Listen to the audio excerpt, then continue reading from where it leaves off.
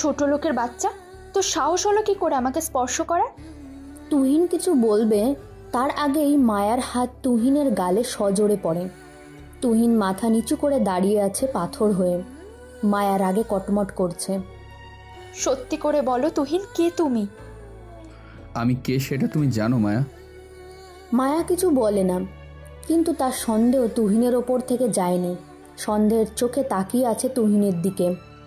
তুহিন চোরের মতন মায়ার সামনে থেকে পালিয়ে যায়।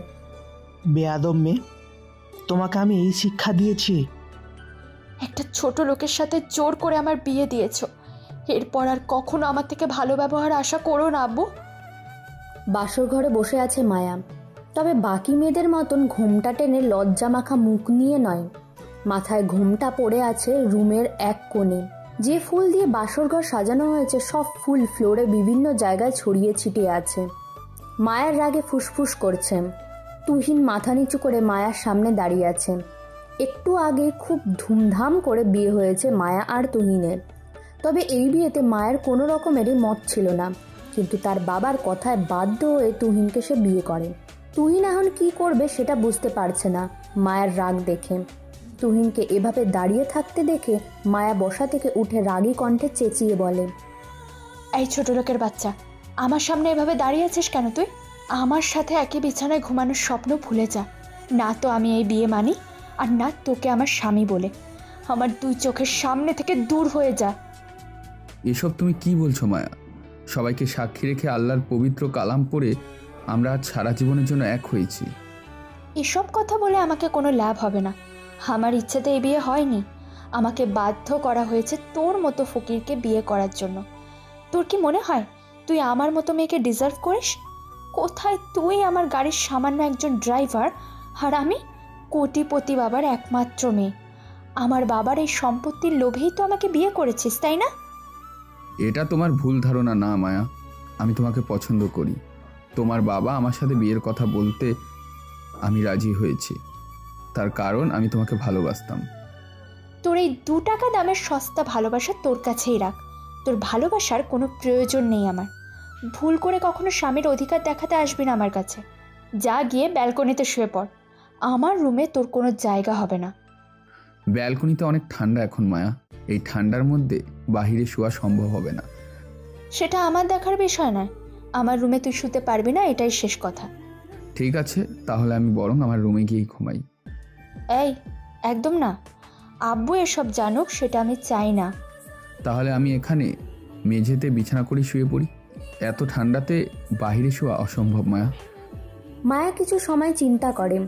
সে জানে তুহিনকে যদি জোর করে ব্ল্যাকমেল করতে শুরু করে তাহলে তুহিন রুম থেকে বের হয়ে নিজের রুমে চলে যাবে, আর এতে করে আহান মির্জা সব কিছু জেনে যাবে, আর মায়ার সমস্ত স্বপ্ন নষ্ট হয়ে যাবে। তাই মায়া কিছু সময় চুপ থেকে বলে, ঠিক আছে, মেঝেতে বিছানা করে শুয়ে পড়, কিন্তু এই ঘরে কি হয়েছে না হয়েছে এসব কথা যদি আব্বু জানে তাহলে আমি তোকে ছাড়বো না। তুমি নিশ্চিন্তে থাকতে পারো মায়া, আমি কাউকে কিছু বলবো না। মায়া উল্টো পাশ থেকে বিছানায় শুয়ে পড়ে। তুহিন মেঝেতে বিছানা করে একপাশে শুয়ে মনে মনে বলে, কত কিছু সহ্য করতে হবে আর কে জানে। মায়ার মনে আমার জন্য এতটা ঘৃণা জমেছে জানতাম না। কথাগুলো বলে একটা দীর্ঘশ্বাস ফেলে তুহিন, এরপর চোখ বন্ধ করে ঘুমানোর চেষ্টা করে। অন্যদিকে রোজি মির্জার রাগে কটমট করছে। রোজি মির্জাকে এমন করতে দেখে আহান মির্জা বলে, কি হয়েছে তোমার? কি আর হবে, একটা রাস্তার ফকিরের সাথে আমার মেয়ের বিয়ে দিয়েছো। কি দেখছো তুমি ওই ছেলেটার মধ্যে? সততা আমার বিশ্বাস। তুহিন আমাদের এখানে আজ 6 মাস থেকে কাজ করছে। কখনো দেখেছো ওকে আমাদের বিশ্বাস নষ্ট করতে? ওর সততা তুমি দেখোনি। তাই বলে আমাদের মেয়ের সাথে বিয়ে দিয়ে দিতে হবে? এই বাসা থেকে বের হয়ে গেলেও কোথায় রাখবে আমার মেয়েকে? না খেয়ে দিন কাটাতে হবে আমার মেয়েকে। তুমি এত কিছু বুঝবে না, আর টাকা পয়সা দিয়ে কখনো সুখ কেনা যায় না। মায়া তুহিনের সাথে সারা জীবন সুখে থাকবে। অনেক বড় জ্যোতিষী হয়ে গেছো তো তুমি, তাই না? ভবিষ্যৎবাণী করে ফেলে মায়া ওই ছোট লোকের সাথে সুখে থাকবে। কথায় কথায় তুহিনকে ছোট লোক বলবে না। তুহিন এখন মির্জা বাড়ির জামাই। শুধু জামাই না, সাথে ঘর জামাই বলো। তোমার সাথে অযথা আমি তর্ক করতে চাই না। রাত অনেক হয়েছে, ঘুমিয়ে পড়ো। তোমার ঘুম আসছে, তুমি ঘুমাও, আমাকে নিয়ে তোমার চিন্তা করতে হবে না। তোমার ইচ্ছে। বলেই আহান মির্জা উল্টো পাশে শুয়ে পড়ে। রোজি মির্জা আগে কটমট করতে থাকে। পরের দিন সকাল 9টায় মায়া ঘুম থেকে উঠে ফ্রেশ হওয়ার জন্য ওয়াশরুমে চলে যায়। তুহিন উঠে পুরো রুম সাফ করে নেয়। এরপর বিছানা গুছিয়ে বসে আছে সোফায়। মায়া ওয়াশরুম থেকে বের হয়ে বলে, যা গিয়ে তাড়াতাড়ি ফ্রেশ হয়ে নে, আমাকে অফিসে যেতে হবে। তুহিন কিছু না বলে ওয়াশরুমে চলে যায়। মায়া চেঞ্জ করে আয়নার সামনে বসে সাজতে থাকে। কিছু সময়ের মধ্যে তুহিন ওয়াশরুম থেকে বের হয়ে আসে। দরজার সামনে দাঁড়িয়ে মায়ার দিকে তাকিয়ে আছে। ইচ্ছে করছে মায়াকে গিয়ে পিছন থেকে জড়িয়ে ধরতে, কিন্তু তার তো মায়াকে ছোঁয়া বারণ, তাই নিজের ইচ্ছাটা মনের মধ্যেই রেখে দেয়। মায়া আয়নার দিকে তাকিয়ে দেখে তুহিন এক দৃষ্টিতে তার দিকে তাকিয়ে আছে। এটা দেখে মায়া বসা থেকে উঠে ঘুরে দাঁড়িয়ে রাগী কণ্ঠে বলে, এই ছোট লোকের বাচ্চা, এভাবে তাকিয়ে আছিস কেন? চোখ দিয়ে আমাকে গিলে খাচ্ছিস? তোর চোখ নিচের দিকে নামিয়ে রাখ, আর ভুল করেও আমার দিকে তাকিয়ে থাকবি না। এরপর যদি এমন ভুল করিস তাহলে পায়ের জুতো খুলে তোকে মারবো। দূর হয়ে যা আমার সামনে থেকে। তুহিনের মনটা মুহূর্তেই খারাপ হয়ে যায়। মাথা নিচু করে মায়া রুম থেকে বের হয়ে চলে আসে। মায়াকে নিয়ে এখন তার অফিসে যেতে হবে, তাই সময় নষ্ট না করে তাড়াতাড়ি রেডি হয়ে নেয়। সবাই নিচে চলে এসেছে। আহান মির্জা, রোজি মির্জা আর মায়া ডাইনিং টেবিলে বসে আছে। তুহিন কিছুটা দূরে দাঁড়িয়ে আছে। তুহিনকে দূরে দাঁড়িয়ে থাকতে দেখে আহান মির্জা বলে, এ কি জামাই বাবাজি, তুমি ওখানে দাঁড়িয়ে আছো কেন? এসো, আমাদের সাথে নাস্তা করবে। ও কেন আমাদের সাথে নাস্তা করবে? তুমি হয়তো ভুলে গেছো, তুহিন এখন এই বাড়ির জামাই, আর বাড়ির জামাই সবার সাথে বসে নাস্তা করবি, এটাই তো স্বাভাবিক। এসো জামাই বাবাজি, বসে নাস্তা করে নাও। সমস্যা নেই স্যার, আমি পরে খেয়ে নেব। এখনো স্যার বলে ডাকতে হবে নাকি? তুমি আমার একমাত্র মেয়ের জামাই, আমাকে এখন থেকে মায়ের মতন আব্বু বলে ডাকবে। আহান মির্জার কথা শুনে মায়া আর রোজি মির্জার রাগে ফোঁসফোঁস করছে, কিন্তু আহান মির্জার সামনে মায়ের কিছু বলার সাহস নেই, তাই চুপচাপ সবকিছু শুনে যাচ্ছে। তুহিনকে এখনো নিজের জায়গায় দাঁড়িয়ে থাকতে দেখে আহান মির্জা আবার বলে, তুমি এখনো দাঁড়িয়ে আছো ওখানে? তোমাকে আমি আসতে বললাম না? এসো, মায়ের পাশের চেয়ারে বসো। তুহিন কিছু না বলে চুপচাপ এসে মায়ের পাশে বসে। কাজের মহিলা সবাইকে খাবার সার্ভ করে দেয়। তুহিন আর আহান মির্জা খেতে শুরু করে। মায়া আর রোজি মির্জা প্লেটে হাত নাড়াচ্ছে। এটা দেখে আহান মির্জা বলে, কি হয়েছে তোমাদের? খাবার না খেয়ে হাত নাড়াচ্ছ কেন? কেউ কিছু না বলে চুপচাপ খেতে শুরু করে। তুহিন খুব ভালো করেই জানে সে বসাতে মায়া আর রোজি মির্জা এমন করছে। এরপর সবার নাস্তা করা শেষ হয়ে গেলে মায়া তুহিনকে নিয়ে বাসা থেকে বের হয়ে গেলে আহান মির্জা বলে, তোমরা এই সময় কোথায় যাচ্ছ? অফিসে যাচ্ছি আব্বু। গতকাল মাত্রই তোমার বিয়ে হয়েছে, আজকে অফিসে গিয়ে কি করবে তুমি? অফিসে কিছু ইম্পর্টেন্ট কাজ আছে আব্বু। তোমাকে এখন কোনো কাজ দেখতে হবে না, আমি রোদকে বলে দিয়েছি, আপাতত ওই দেখবে অফিসের সমস্ত কাজ। রোদ সম্পর্কে মায়ের চাচাতো ভাই। রফিক মির্জা একমাত্র ছেলে রোদ। রোদের স্বপ্ন মির্জা কোম্পানির এমডি হওয়ার, কিন্তু আহান মির্জা এমডি পদে নিজের মেয়ে মায়াকে বসায়। রোদের সমস্ত স্বপ্ন নষ্ট হয়ে যায়। এরপর রোদ ঠিক করে মায়াকে বিয়ে করে আহান মির্জার সব কিছুর মালকিন হবে, কিন্তু সেটাও হয়ে ওঠে না আহান মির্জার জন্য। আমার কাজ রোদ কেন করবে আব্বু? সব সময়ের জন্য তো আর নয়, কিছুদিন যাক, তারপর তুমি আবার অফিসে যাবে। আর ভুলে যেও না, আমি তোমাকে পার্মানেন্টলি অফিসের এমডির পদে বসাইনি। আমি সেটা জানি আব্বু, কিন্তু তুমি তো বলেছো আমি যদি সব কিছু সামলে নিতে পারি তাহলে তুমি আমাকে পার্মানেন্টলি এমডির পদে বসাবে। কিন্তু এখন যদি তুমি আমার কাজ রোদকে দাও তাহলে আমি কি করে তোমার এই শর্ত পূরণ করব? এখনো পর্যন্ত আহামরি তুমি কোনো কিছুই করতে পারোনি, সব কিছুর ব্যবস্থা আমাকেই করে দিতে হয়েছে। আর তাছাড়াও কয়েকদিন না গেলে তেমন কিছুই হবে না। আহান মির্জার কথা শুনে মায়ের মন খারাপ হয়ে যায়। মায়াকে মন খারাপ করতে দেখে তুহিন এগিয়ে গিয়ে বলে, আব্বু, আমি বলেছিলাম কি মায়াকে অফিসে যেতে দিন। বেশি দিন তো হয়নি ও অফিসে যাচ্ছে, দেখবেন ধীরে ধীরে সব কিছু সামলে নেবে। তুমি মায়াকে এখন অফিসে যেতে বলছো তুহিন? মাত্র গতকাল তোমাদের বিয়ে হয়েছে, আর এখন তোমাদের একাকী সময় কাটানোর সময়, অফিসে গিয়ে কাজ করার নয়। আমরা একাকী সময় কাটানোর জন্য অনেক সময় পাবো আব্বু। মায়া এখন অফিসে না গেলে অনেকটাই পিছিয়ে পড়বে। ও তো এখনও শিখছে সব কিছু। ঠিক আছে, তোমার কথায় আমি মায়াকে অফিসে যেতে দিলাম। মায়া কিছু না বলে রাগে কটমট করতে করতে বাসা থেকে বের হয়ে যায়। তুহিনও মায়ের পিছন পিছন বাসা থেকে চলে যায়। মায়া আগে থেকেই গাড়িতে উঠে বসে আছে। তুহিন এসে ড্রাইভিং সিটে বসে গাড়ি স্টার্ট দেয়। ভেবেছিল মায়া তাকে ধন্যবাদ দেবে, কিন্তু তাকে ভুল প্রমাণ করে মায়া। তোকে কে পাকামো করে কথা বলতে বলেছে আমার আর আব্বুর মাঝে? তুহিনের মনটা মুহূর্তেই খারাপ হয়ে যায় মায়ের কথা শুনে। মায়া আবার বলে, আমার কোনো বিষয় এরপর থেকে নাক গলাবি না। আমার কাজ আমি করতে পারি, তোকে কেউ বলেনি পাকামো করতে। ভুল হয়ে গেছে, এরপর থেকে এমন আর হবে না। এখন কথা না বলে গাড়ি ড্রাইভ কর, আমার অফিসের জন্য লেট হয়ে যাচ্ছে। তুহিন চুপচাপ গাড়ি ড্রাইভ করতে থাকে। মায়া মোবাইলে কারো সাথে মেসেজ করতে ব্যস্ত। এই একটা সুবর্ণ সুযোগ পেয়েছি, এই সুযোগটাকে কাজে লাগাতে হবে। একবার যদি তোর চাচুর মন জয় করতে পারিস, তাহলে দেখবি তোকে এই অফিসের এমডির পদে বসিয়ে দেবে পার্মানেন্টলি। তুমি কোনো চিন্তা করো না আব্বু, আমি একবার যখন এই চেয়ারে বসেছি তখন এত সহজে এই চেয়ার থেকে উঠছি না। আহান মির্জার ইচ্ছেতে এই চেয়ারে বসেছি, আমার ইচ্ছে ছাড়া এই চেয়ার থেকে উঠব না। শুধু তোর ইচ্ছে দিয়ে কিছু হবে না। আহার যেমন চাই তেমন করে কাজ করতে পারলে তোকে সেই আর উঠতে দেবে না। ঠিক আছে, তুমি এখন বাসায় যাও, আমাকে একটু এই চেয়ারের মজাটা নিতে দাও। রফিক মির্জা কিন্তু না বলে বের হয়ে যায় রোদের চেম্বার থেকে। এইদিকে মায়া অফিসের সামনে এসে নেমে যায়। অফিসের গেট দিয়ে ভেতরে যখনই যাবে তখনই রফিক মির্জা গেটের দিয়ে বের হয়ে আসে। রফিক মির্জাকে দেখে মায়া বলে, চাচু, আপনি এখানে? আমার ভাইয়ের অফিস, আমি আসতেই পারি, নাকি বারণ আছে? হ্যাঁ, আমি কি সেটা বলেছি একবারও? হঠাৎ কেন আসলেন সেটা জিজ্ঞেস করলাম।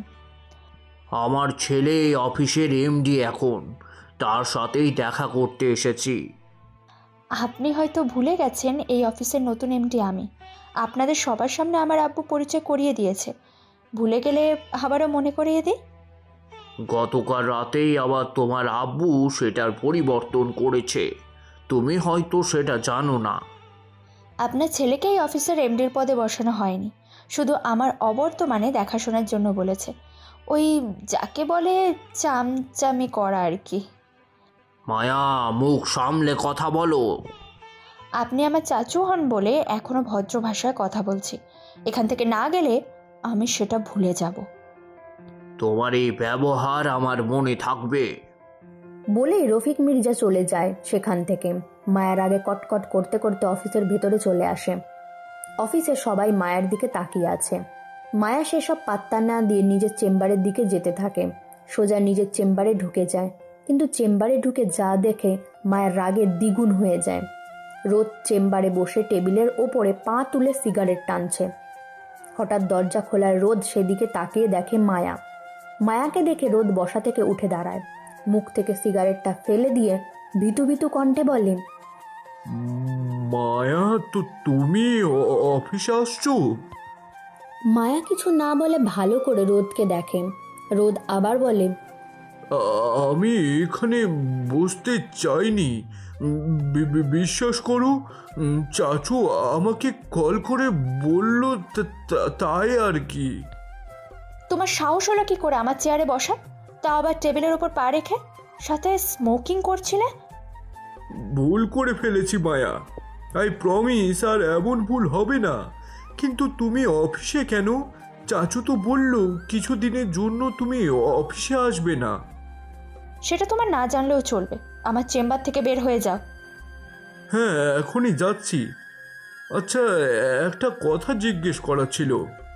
যদি অনুমতি দাও তাহলে জিজ্ঞেস করব। কি জিজ্ঞেস করবে? করো তাড়াতাড়ি। তুমি একটা ড্রাইভারকে কিভাবে বিয়ে করলে? তোমার জন্য কত ধনী ঘর থেকে বিয়ের প্রস্তাব এসেছে, তাদের রেখে সামান্য একটা ড্রাইভারকে? তোমার সাথে এসব নিয়ে পরে কথা বলবো, এখন তুমি আসতে পারো।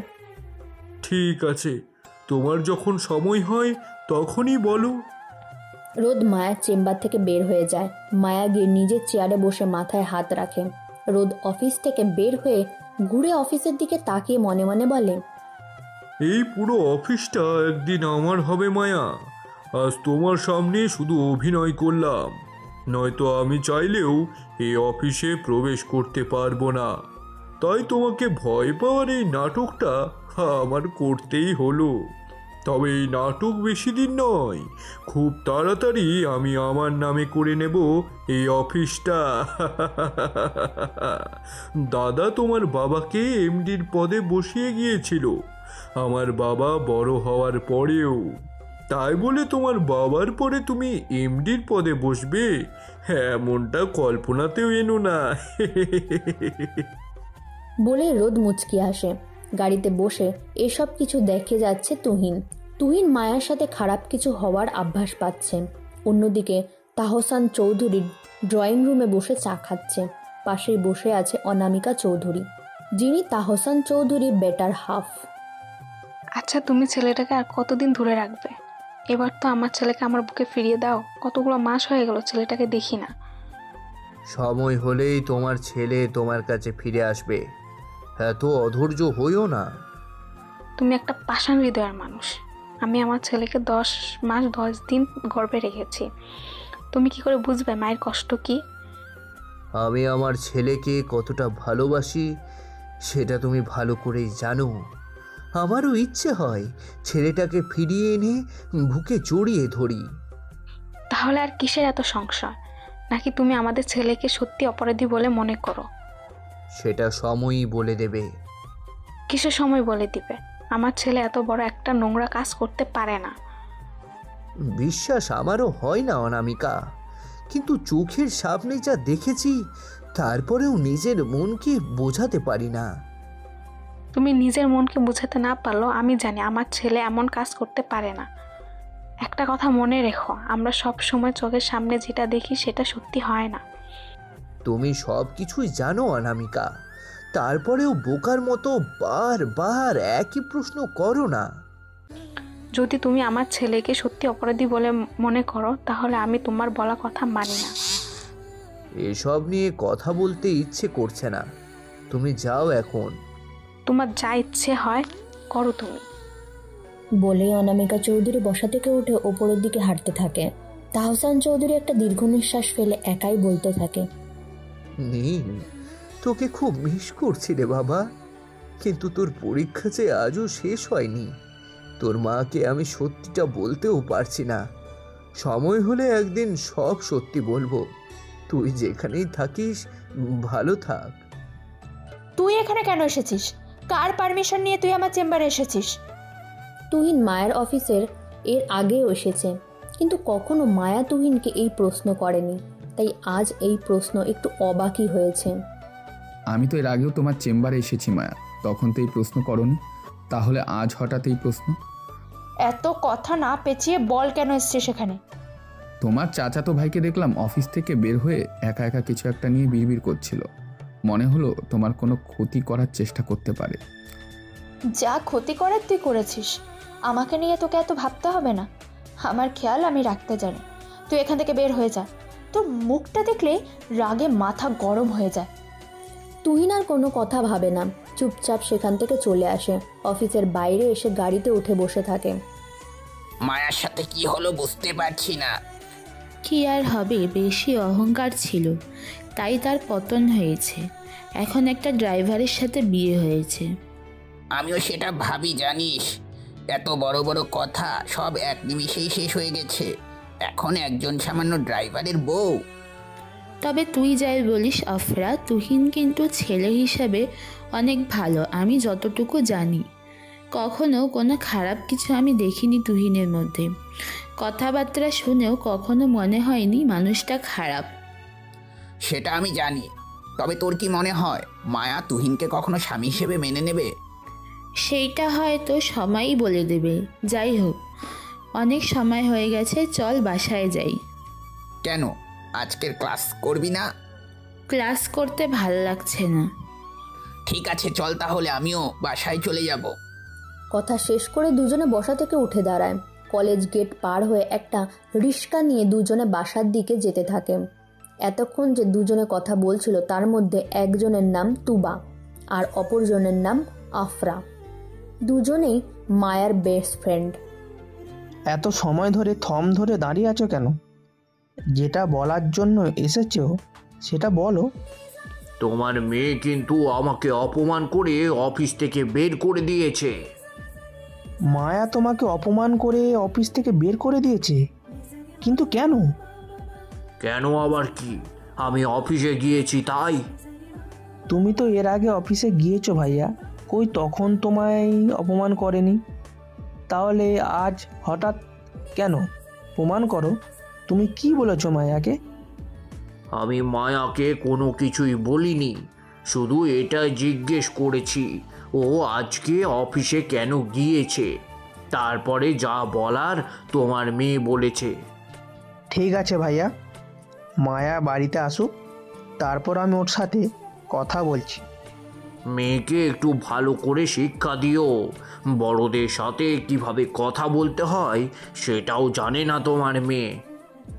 এটা অন্তত আমার তোমার থেকে শিখতে হবে না, তুমি যাও, আমি দেখছি।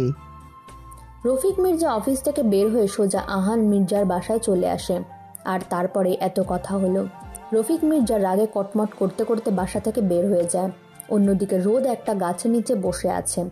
পকেট থেকে মোবাইল বের করে আহান মির্জাকে কল করে। আহান মির্জা কল রিসিভ করে বলেন, হ্যাঁ রোদ, বল। আচ্ছা চাচু, তুমি আমাকে অফিসে যেখানে পাঠিয়েছিলে বলো তো, মায়া তো অফিসে এসে আমাকে ঘাড় ধরে বের করে দিল। কি বলছিস তুই? মায়া তোকে ঘাড় ধরে বের করে দিয়েছে? তোমার কি মনে হয় চাচু আমি তোমাকে মিথ্যে বলছি? তুমি আমাকে মায়ার জায়গায় অফিসে পাঠালে, আমিও নিজের মতো করে কাজ করছিলাম। মায়া আমাকে চোখের চেম্বারে নিজের চোখে দেখলো, কত রাগারাগি করলো। আমাকে জানাও তাই বলে অপমান করে ঘাড় ধাক্কা দিয়ে অফিস থেকে বের করে দিল। আর তুইও গাধার মতন অফিস থেকে বের হয়ে এলি। তুই মায়াকে বলতে পারলি না আমাকে কল করার জন্য? আমি কি বলবো বলো মায়াকে? তুমি বলো তো, তুমি মায়াকে এমডির পদে বসেছো, এখন যা বলবে তাই তো শুনতে হবে, তাই না? তবে আমি এটা বলেছিলাম যে আমাকে চাচু বসিয়েছে, আর আমি চাচুর কথা ছাড়া যাব না। এই জন্য রেগে গিয়ে আমাকে ঘাত ধাক্কা দিয়ে বের করে দিল। এই মেয়েটার যন্ত্রণায় আমি পাগল হয়ে যাব। আচ্ছা ঠিক আছে, তুই এখন বাসায় চলে যা, আমি দেখছি।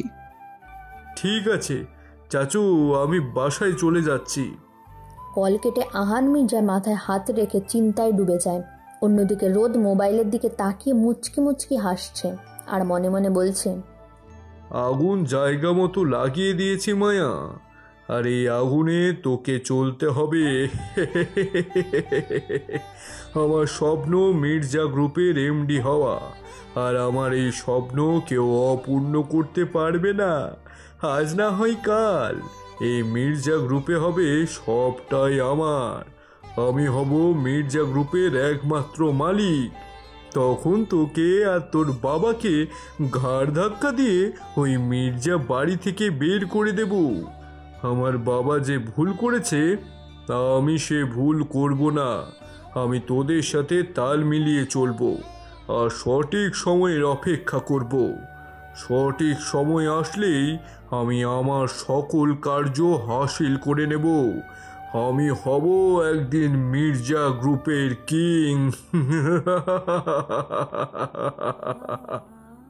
রাত প্রায় 9:30টার কাছাকাছি। ড্রয়িং রুমে বসে আছে আহান মির্জা। তখনই সিঁড়ি দিয়ে নিচে নেমে আসে মায়া আর তুহিন। এসে দুজন মুখোমুখি হয়ে সবাই বসে পড়ে। আমাদের ডেকেছো কেন আব্বু? খুব তাড়া আছে মনে হচ্ছে তোমার। না, তারা থাকবে কেন? তুমি ডেকেছো নিশ্চয়ই, তো কোনো একটা কারণ আছে তাই না? তাই জিজ্ঞেস করলাম। তুহিন, সত্যি করে একটা কথা বলো তো বাবা, অফিসে যাওয়ার পরে আজ কি কি হয়েছে? আমি তো অফিসের ভিতর যাইনি আব্বু, তাই আমি বলতে পারবো না সঠিক কি হয়েছে। হ্যাঁ, তবে রাফিক চাচ্চুর সাথে মায়ের কথা কাটাকাটি হয়েছে অফিসের বাহিরে। দোষ অবশ্য রাফিক চাচ্চুরই ছিল। আমাকে একটু সব কিছু খুলে বলবে। প্রথমে মায়া জিজ্ঞেস করেছিল উনি অফিসে কেন এসেছে। এরপর মায়াকে রাফিক চাচ্চু জিজ্ঞেস করে মায়া অফিসে কেন এসেছে। মায়া বলেছে তার অফিসে সে তো আসবেই। মায়া কি কোনো বেয়াদবি করেছে রফিক ভাইয়ের সাথে? এসব তুমি তুহিনকে কেন জিজ্ঞেস করছো আব্বু? যা হয়েছে আমার সাথে হয়েছে, আমাকে জিজ্ঞেস করো। তোমাকে যতক্ষণ কথা বলতে না বলা হবে ততক্ষণ চুপ করে বসে থাকো। আর নিজের কথা শুনে মায়ের রাগে কটকট করতে থাকে। নিজের মেয়েকে রেখে একটা ড্রাইভার তার সম্পর্কে জিজ্ঞাসা করে, কিন্তু মায়া ওকে কিছু বুঝতে না দিয়ে স্বাভাবিকভাবে চুপচাপ বসে থাকে। আহান মির্জা আবারও বলে, বলো তুহিন। আমি তো তেমন কিছু দেখিনি, উল্টো রাফিক চাচ্চুই মায়াকে অনেক কিছু বলেছেন। আর রোদের সাথে কি হয়েছে? রোদের সাথে কি হয়েছে আমি ঠিক বলতে পারবো না আব্বু, তবে দেখলাম রোদ অফিস থেকে স্বাভাবিকভাবেই বের হয়ে এলো।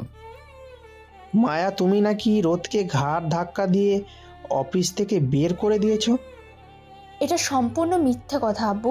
আমি অফিসের ভেতরে ঢুকে দেখি রোদ টেবিলের উপরে পা রেখে সিগারেট খাচ্ছিল।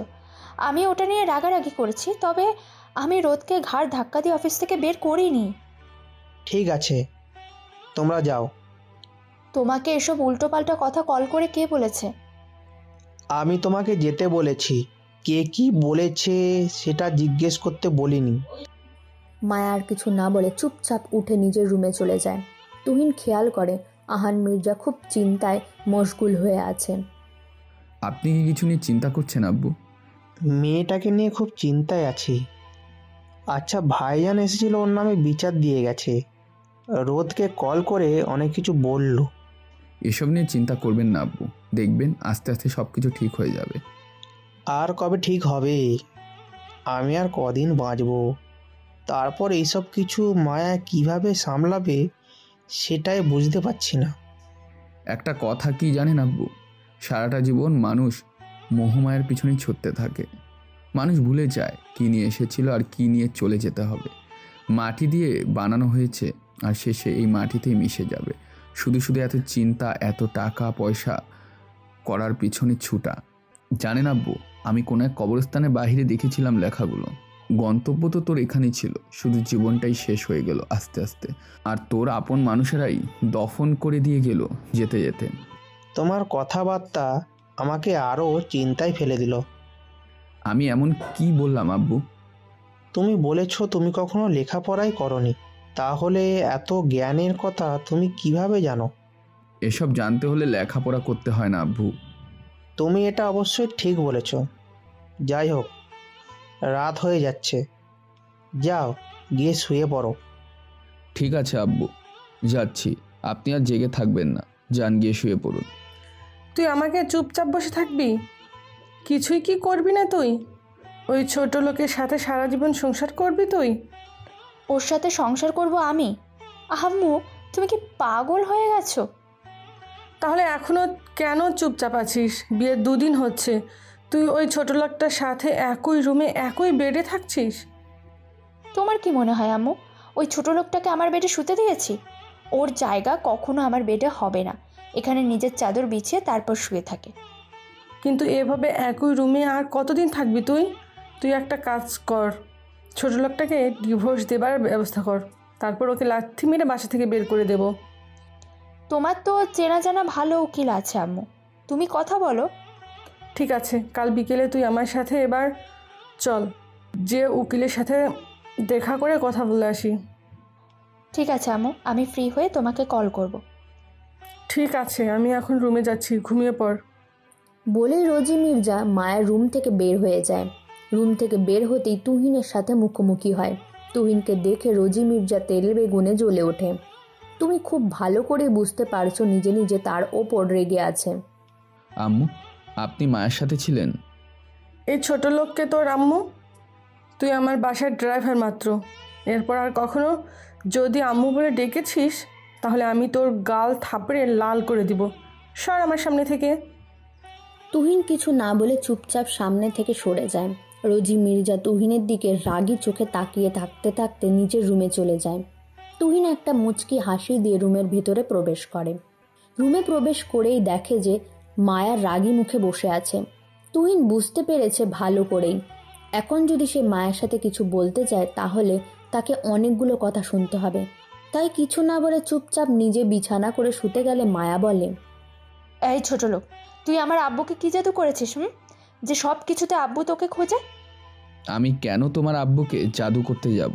যদি জাদু জানতাম তাহলে তোমাকে জাদু করতাম। তুহিনের কথা শেষ হওয়ার আগেই মায়ের হাতে সজোরে তুহিনের গালে পড়ে। তুহিন গালে হাত অশ্রুসিক্ত চোখে তাকিয়ে আছে। মায়ার চোখ রাগে লাল হয়ে আছে। রাগী কণ্ঠে মায়া বলে, ছোট লোকের বাচ্চা, তুই আমাকে জাদু করবি? তোর মতো ফকিরনি আমাকে জাদু করবে? এরপর যদি তোর মুখ থেকে সব কথা বের হয় তাহলে তো জিভ টেনে ছিঁড়ে ফেলবো। মায়ের কথা শুনে তুহিন মাথা নিচু করে ফেলে। মায়াটা দেখে আর কিছু বলে না, চুপচাপ উল্টো পাশ ফিরে শুয়ে পড়ে। তুহিন আর কিছু না বলে রুমের লাইট বন্ধ করে মেঝেতে শুয়ে পড়ে। তুমি এখানে কেন আসছো? আমার ছেলেকে আমার থেকে দূরে সরিয়েও তোমার শান্তি হয়নি? আর কি চাও তুমি? আমি এখানে কোনো কারণ ছাড়া আসিনি। একটা জানোয়ারের জন্য আপনি আমার সাথে এইভাবে কথা বলছেন? মনে নেই আপনার ছেলে আমার সাথে কি করতে চেয়েছিলেন? মুখ সামলে কথা বলো নুসরাত। আমি কখনো বিশ্বাস করি না আমার ছেলে এতটা জঘন্য কাজ করতে পারে। আর তোমার চরিত্র কেমন সেটা খুব ভালো করেই আমার জানা আছে।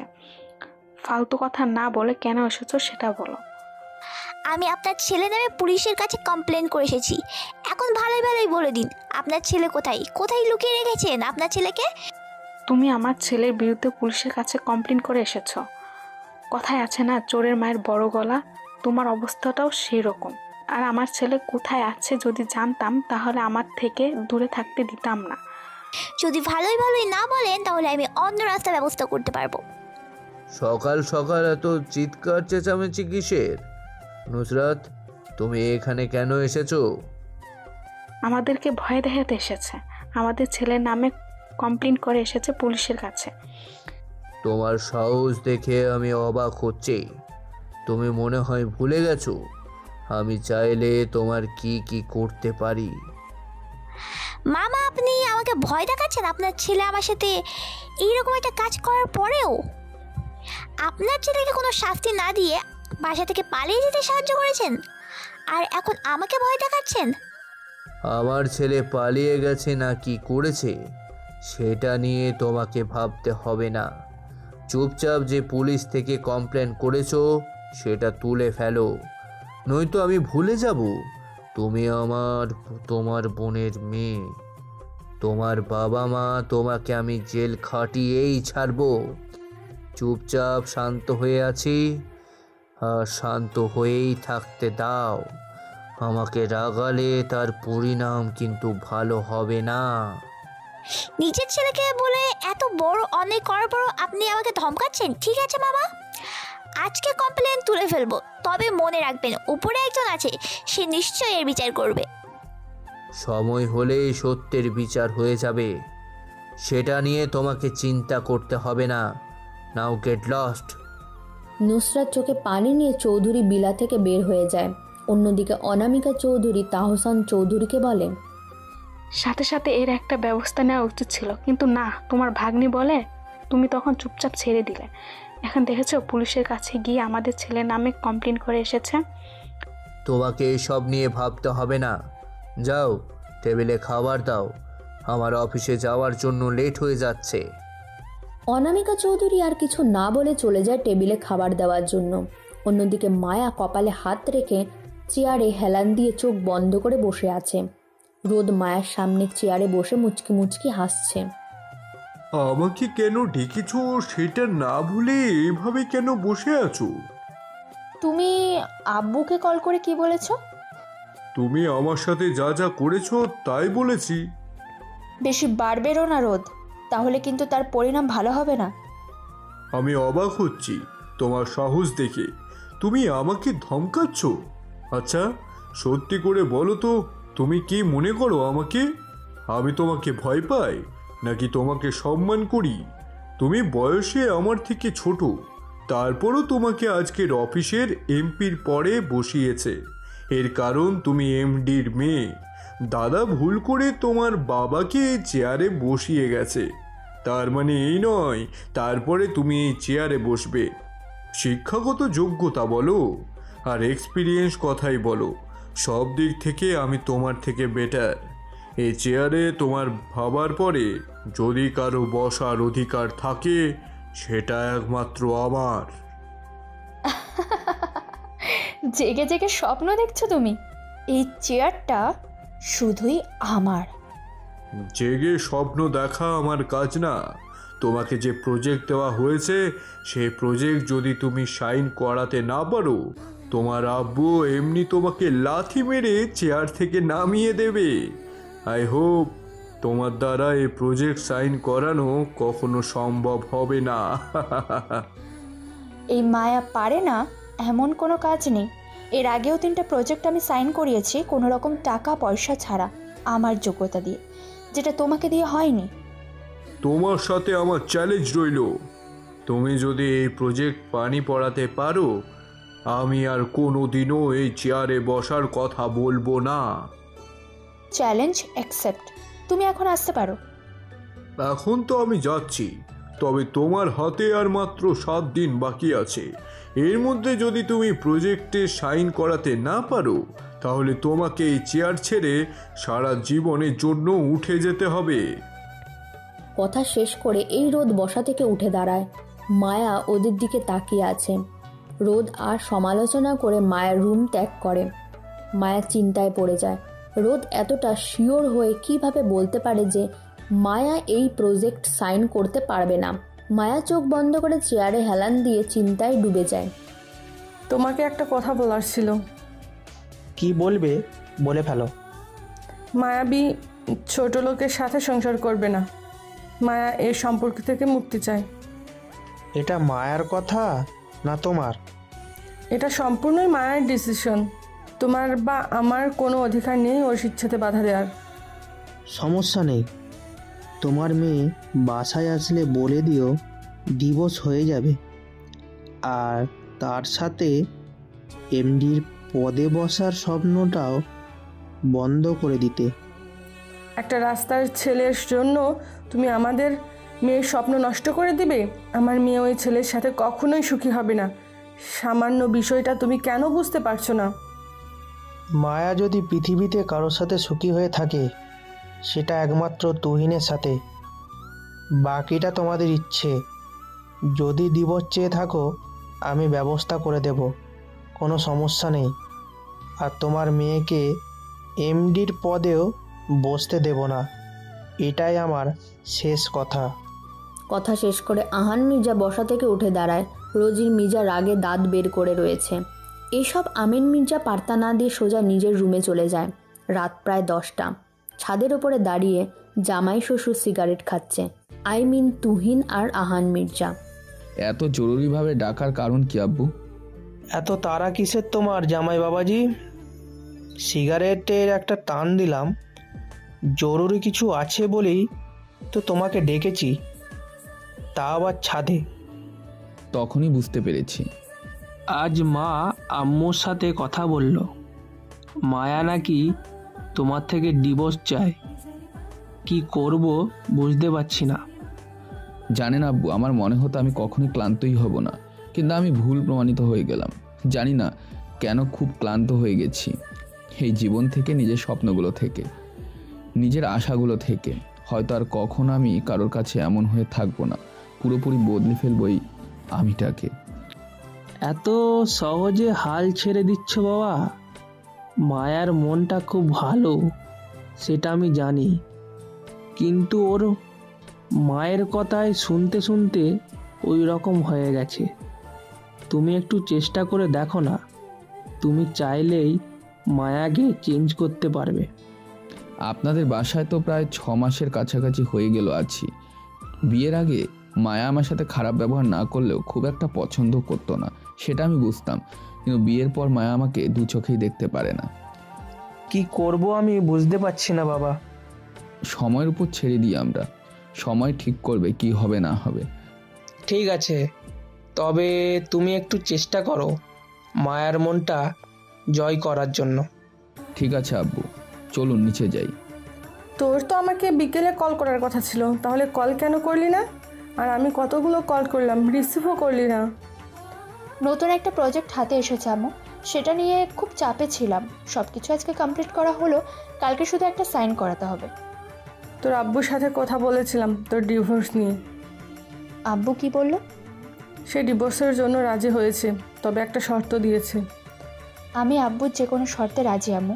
ওই ছোট লোকটার থেকে ছাড়া পাওয়ার জন্য কি করতে হবে শুধু বলো। তোকে এমডির পদ থেকে সরিয়ে দিতে হবে, তাহলেই তোর আব্বু ডিভোর্স করিয়ে দিবে।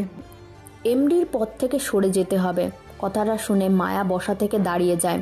রোজি মির্জা এতে একটুকু অবাক হলো না, কারণ সে জানে মায়াকে এমডির পদ থেকে সরে যেতে বললে মায়ার রিয়াকশনটা ঠিক এরকমই হবে। এমডির পদ থেকে সরে যেতে হবে মানে?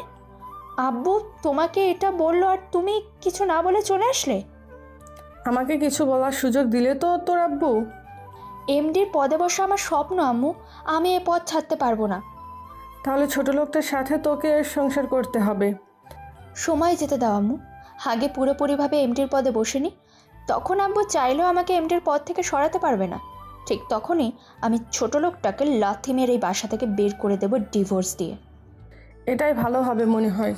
এখন তাহলে চুপচাপ নিজের স্বপ্নটা পূরণ কর, আর ভুল করে ওই ছোট লোকটাকে তোর আশেপাশে আসতে দিবে না।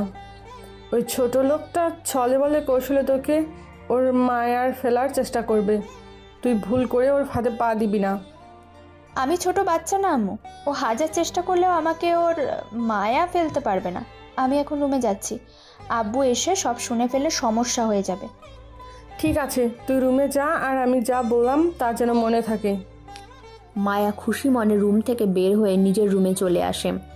আমিন আসতেই দেখে যে তুহিন চেয়ারে হেলান দিয়ে বসে কিছু একটা করছে মোবাইলে। মায়া সেদিকে খেয়াল না করে নিজের জায়গায় গিয়ে বসে। মায়াকে রুমে আসতে দেখে তুহিন মোবাইল থেকে চোখ সরিয়ে মায়ার দিকে তাকিয়ে বলে, কোথায় ছিলে তুমি? তা দিয়ে তোর কি প্রয়োজন? আমি তোমার হাজবেন্ড মায়া, আমার তো এতটুকু জানার অধিকার রয়েছে, তাই না? তা দিয়ে তোর কি প্রয়োজন? তোর অধিকার তোর কাছেই রাখ।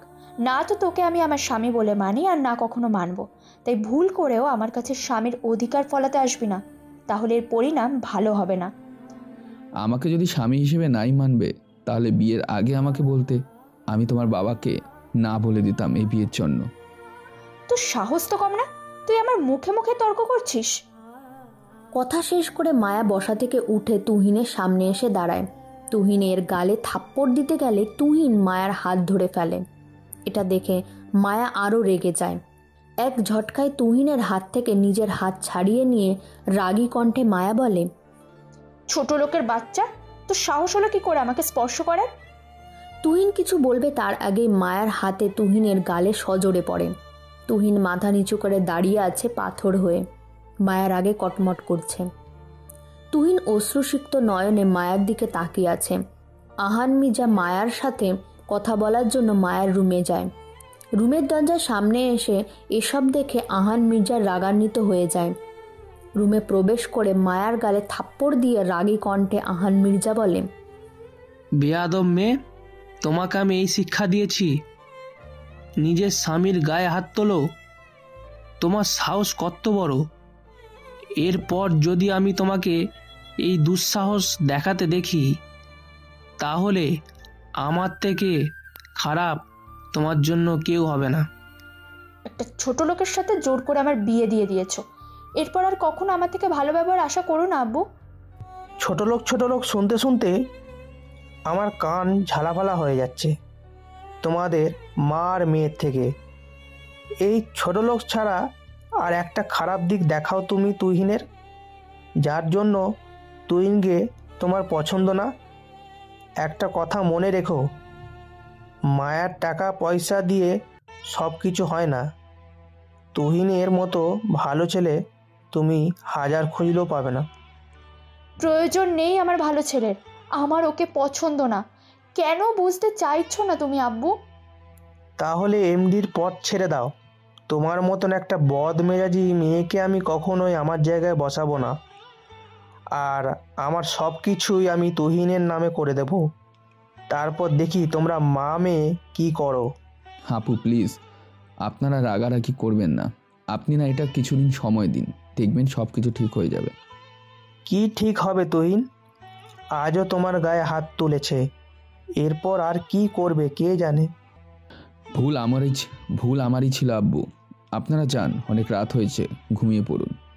আহান মির্জা মায়ের দিকে রাগী চোখে তাকিয়ে আছে। মায়া রুম থেকে বের হয়ে যায়। মায়ের রাগে কটমট করতে করতে বেরিয়ে গিয়ে উল্টো পাশে শুয়ে পড়ে। তুহিন মুচকি হেসে মেঝেতে শুয়ে পড়ে। তুহিন বাইরে গাড়িতে হেলান দিয়ে অপেক্ষা করছে মায়ের জন্য। প্রায় 30 মিনিটের বেশি হয়ে গেছে তুহিন মায়ের জন্য অপেক্ষা করছে। সকালে ঘুম থেকে উঠে মায়া নতুন প্রজেক্ট সাইন করার জন্য কালেক্টরের কাছে এসেছে। কালেক্টরের অফিসের বাইরে তুহিন অপেক্ষা করে যাচ্ছে মায়ের জন্য। আমার সমস্ত ডকুমেন্টস ঠিক থাকার পরেও আপনি সাইন করতে কেন চাইছেন না? সাইন করব কি করব না সেটা সম্পূর্ণ আমার ব্যাপার। আর ডকুমেন্ট ভুল করার জন্য আমার হাতের কলমের একটা খোঁচাই যথেষ্ট।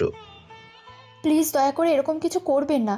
যদি আপনার কিছু চাই বলুন, টাকা পয়সা যদি লাগে আমার কোনো প্রবলেম নেই। মায়ের সমস্ত ডকুমেন্ট ঠিক থাকার পরেও আরিয়ান সাইন করতে চাচ্ছে না। এর অবশ্য একটা কারণ রয়েছে, জানতে পারবেন সেটা কিছুক্ষণের মধ্যেই। আচ্ছা, টাকার অনেক গরম দেখছি আপনার। আমি আপনার এই ডকুমেন্টসে সাইন করব না। কি করতে পারেন জান? আপনি যেমনটা ভাবছেন আমি সেরকম কিছু বলতে চাইনি। কোনো কারণ তো আছে যে জন্য আপনি আমার ফাইলে সাইন করছেন না, তাই না? আমাকে বলুন কি এমন কারণ? আমার সমস্ত ডকুমেন্ট ঠিক থাকার পরেও আপনি কেন সেন্ড করতে চাইছেন না? কারণটা আমি তোকে বলছি। মায়ের কড়া কণ্ঠ শুনে পিছনে ঘুরে যাকে দেখে নিজেকেই বিশ্বাস করতে পারছে না। মায়ের কলেজের ফ্রেন্ড আসমা। আসমা, তুই এখানে? যাক, চিনতে তাহলে কষ্ট হলো না। চিনতে কষ্ট কেন হবে?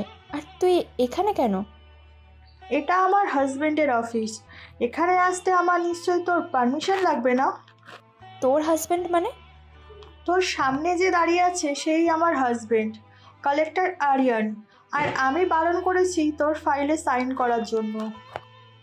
আসমা, কলেজে কি হয়েছে না হয়েছে সেসব বিষয় নিয়ে তুই আমার সাথে এমনটা করিস না। আজ সে ঘটনার প্রায় 5-6 বছর হয়ে গেছে। এই ফাইলে যদি আমি সাইন না করাতে পারি তাহলে আমার প্রজেক্টটা বন্ধ হয়ে যাবে, আর আমার এমডি হওয়ার স্বপ্নটাও নষ্ট হয়ে যাবে। সেটা সম্পূর্ণ তোর ব্যাপার, কিন্তু তোর সেই ব্যবহার আমি আজ পর্যন্ত ভুলিনি। চলুন একটু অতীত থেকে ঘুরে আসি। আসমা মধ্যবিত্ত পরিবারের মেয়ে, খুব সাধারণভাবে কলেজে যাওয়া আসা করে। মায়ের সাথে আসমার সম্পর্ক খুব একটা ভালো না হলেও খারাপও নয়। মনে হয় বড়লোক বাবার মেয়ে, তাই গরিবের মধ্যবিত্ত মানুষদের দু চোখে দেখতে পারে না। এদিকে আরিয়ান কলেজ থেকে বাড়িয়ে যাচ্ছে আর মায়া কলেজের ভেতরে ঢুকে।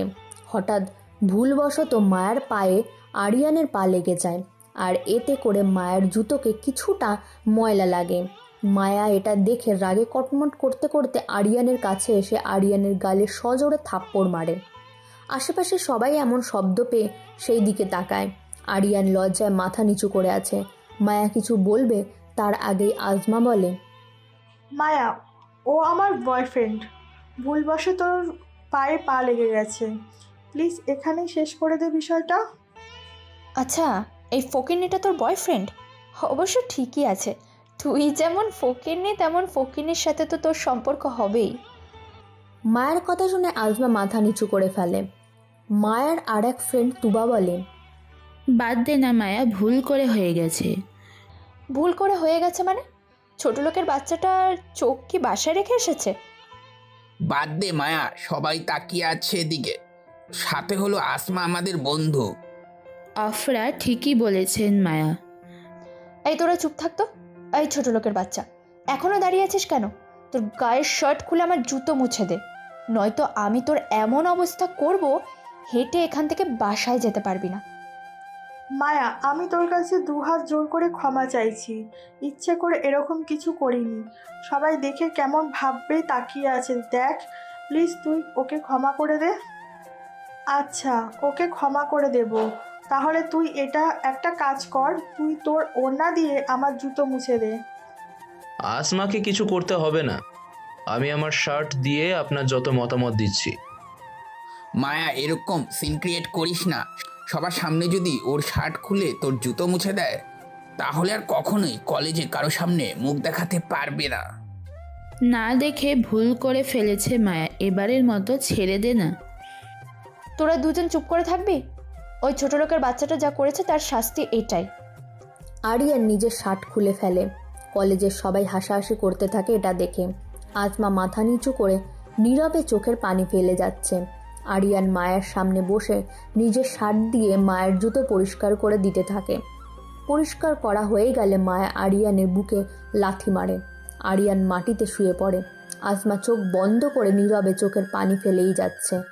মায়া রাগী কণ্ঠে বলে, এবার শুধু এইটুকুতেই ছেড়ে দিলাম, এরপর যদি এরকম ভুল করিস তাহলে তোর জুতো খুলে তোর গালে মারবো। কথা শেষ করে মায়া কলেজ থেকে গেটের বাইরে বের হয়ে যায়। আসমা গিয়ে আরিয়ানকে জড়িয়ে ধরে কান্না করতে থাকে। তুবা আর আফরার চোখ থেকেই নীরবে পানি পড়ছে। চোখে পানি মুছে তুবা আফরাকে উদ্দেশ্য করে বলে, মায়া কাজটা একদমই ঠিক করলো না। এগুলো মানুষের সামনে একটা মানুষের সাথে এমন ব্যবহার কেউ করতে পারে সেটা মায়াকে না দেখলে জানতামই না। কি করবি বল, বড়লোক বাবার মেয়ে তো। ওর বাবার টাকা এদেশে বড় বড় এমপি, মন্ত্রী, পুলিশ চলে, তাই যখন যা ইচ্ছে তাই করে। আসমা আমাদের ফ্রেন্ড, ওর বয়ফ্রেন্ডের সাথে এরকমটা না করলেও হতো না। কলেজের সবাইকে সাক্ষী রেখে আজ বলে যাচ্ছি, এমন একটা দিন আসবে যেদিন সেম কষ্ট আমি মায়ার সাথে করব। মায়ার বয়ফ্রেন্ড বা হাজবেন্ডকে দিয়ে আমি যদি আমার আরিয়ানের জুতো না মোছাতে পারি, তাহলে আমি এক বাপের মেয়ে নই। আরিয়ান, চলো এখান থেকে। বলেই আসমা আরিয়ানকে নিয়ে নিজে কলেজ থেকে বের হতে থাকে। কলেজের সকল স্টুডেন্টরা আরিয়ানের দিকে তাকিয়ে মুচকি মুচকি হাসছে। আসমা মাথা নিচু করে আরিয়ানকে নিয়ে হেঁটে যাচ্ছে। বর্তমান। আমি সেদিন শপথ করেছিলাম মায়া, তোর হাজবেন্ডকে দিয়ে আমার হাজবেন্ডের জুতো মোছাবো। অবশেষে আজকে সেই দিনটা আসলো। যা ঘরে গিয়ে নিজের হাজবেন্ডকে নিয়ে আয়, আমার হাজবেন্ডের জুতো মুছিয়ে দে। ফাইনালি ফাইলে সাইন করিয়ে নিয়ে যা। তোর সাথে অন্যায় আমি করেছি আসমা, তাই তো যা করার আমার সাথে কর। না না না, এমনটা তো হবে না। তাহলে তো আমার মনের ইচ্ছে পূরণ হচ্ছে না। যদি এই ফাইলে সাইন করাতে চাস আর নিজের স্বপ্নকে বাঁচিয়ে রাখতে চাস, তাহলে যা, নিজের হাজবেন্ডকে নিয়ে আয়। আমার ওয়াইফ যা বলে আমি তাই করি। আজ আমি এই কালেক্টরের চেয়ারে বসে আছি শুধুমাত্র ওরই জন্য। ও যা বলছে তাই করো মিস মায়া। ও সরি, মিসেস মায়া। মায়া কিছু না বলে মাথা নিচু করে অফিস রুম থেকে বের হয়ে যায়। গেটের বাইরে আসতেই রোদের সাথেই দেখা হয়ে যায় মায়ার। রোদ মায়াকে উদ্দেশ্য করে বলে, কি হয়েছে মায়া? ফলে সাইন করাতে পারোনি? সাইন না করাতে পারলে তোমার এমডি হওয়ার স্বপ্ন তো শেষ হয়ে যাবে। এরপর নতুন এমডি আমি হব। এইসব কিছু তুমি করেছো তাই না? ইয়েস, মির্জা গ্রুপের এমডি হওয়ার জন্য যেমন তুমি সব কিছু করতে পারো, আমিও সব কিছু করতে পারি। পিছন থেকে কেন ছুরি মারছো? যদি সত্যি পুরুষ হয়ে থাকো তাহলে সামনাসামনি মোকাবেলা করো। Everything is fair and love in war মায়া। এই লাইনটা জানো তো? কি হয়েছে মায়া?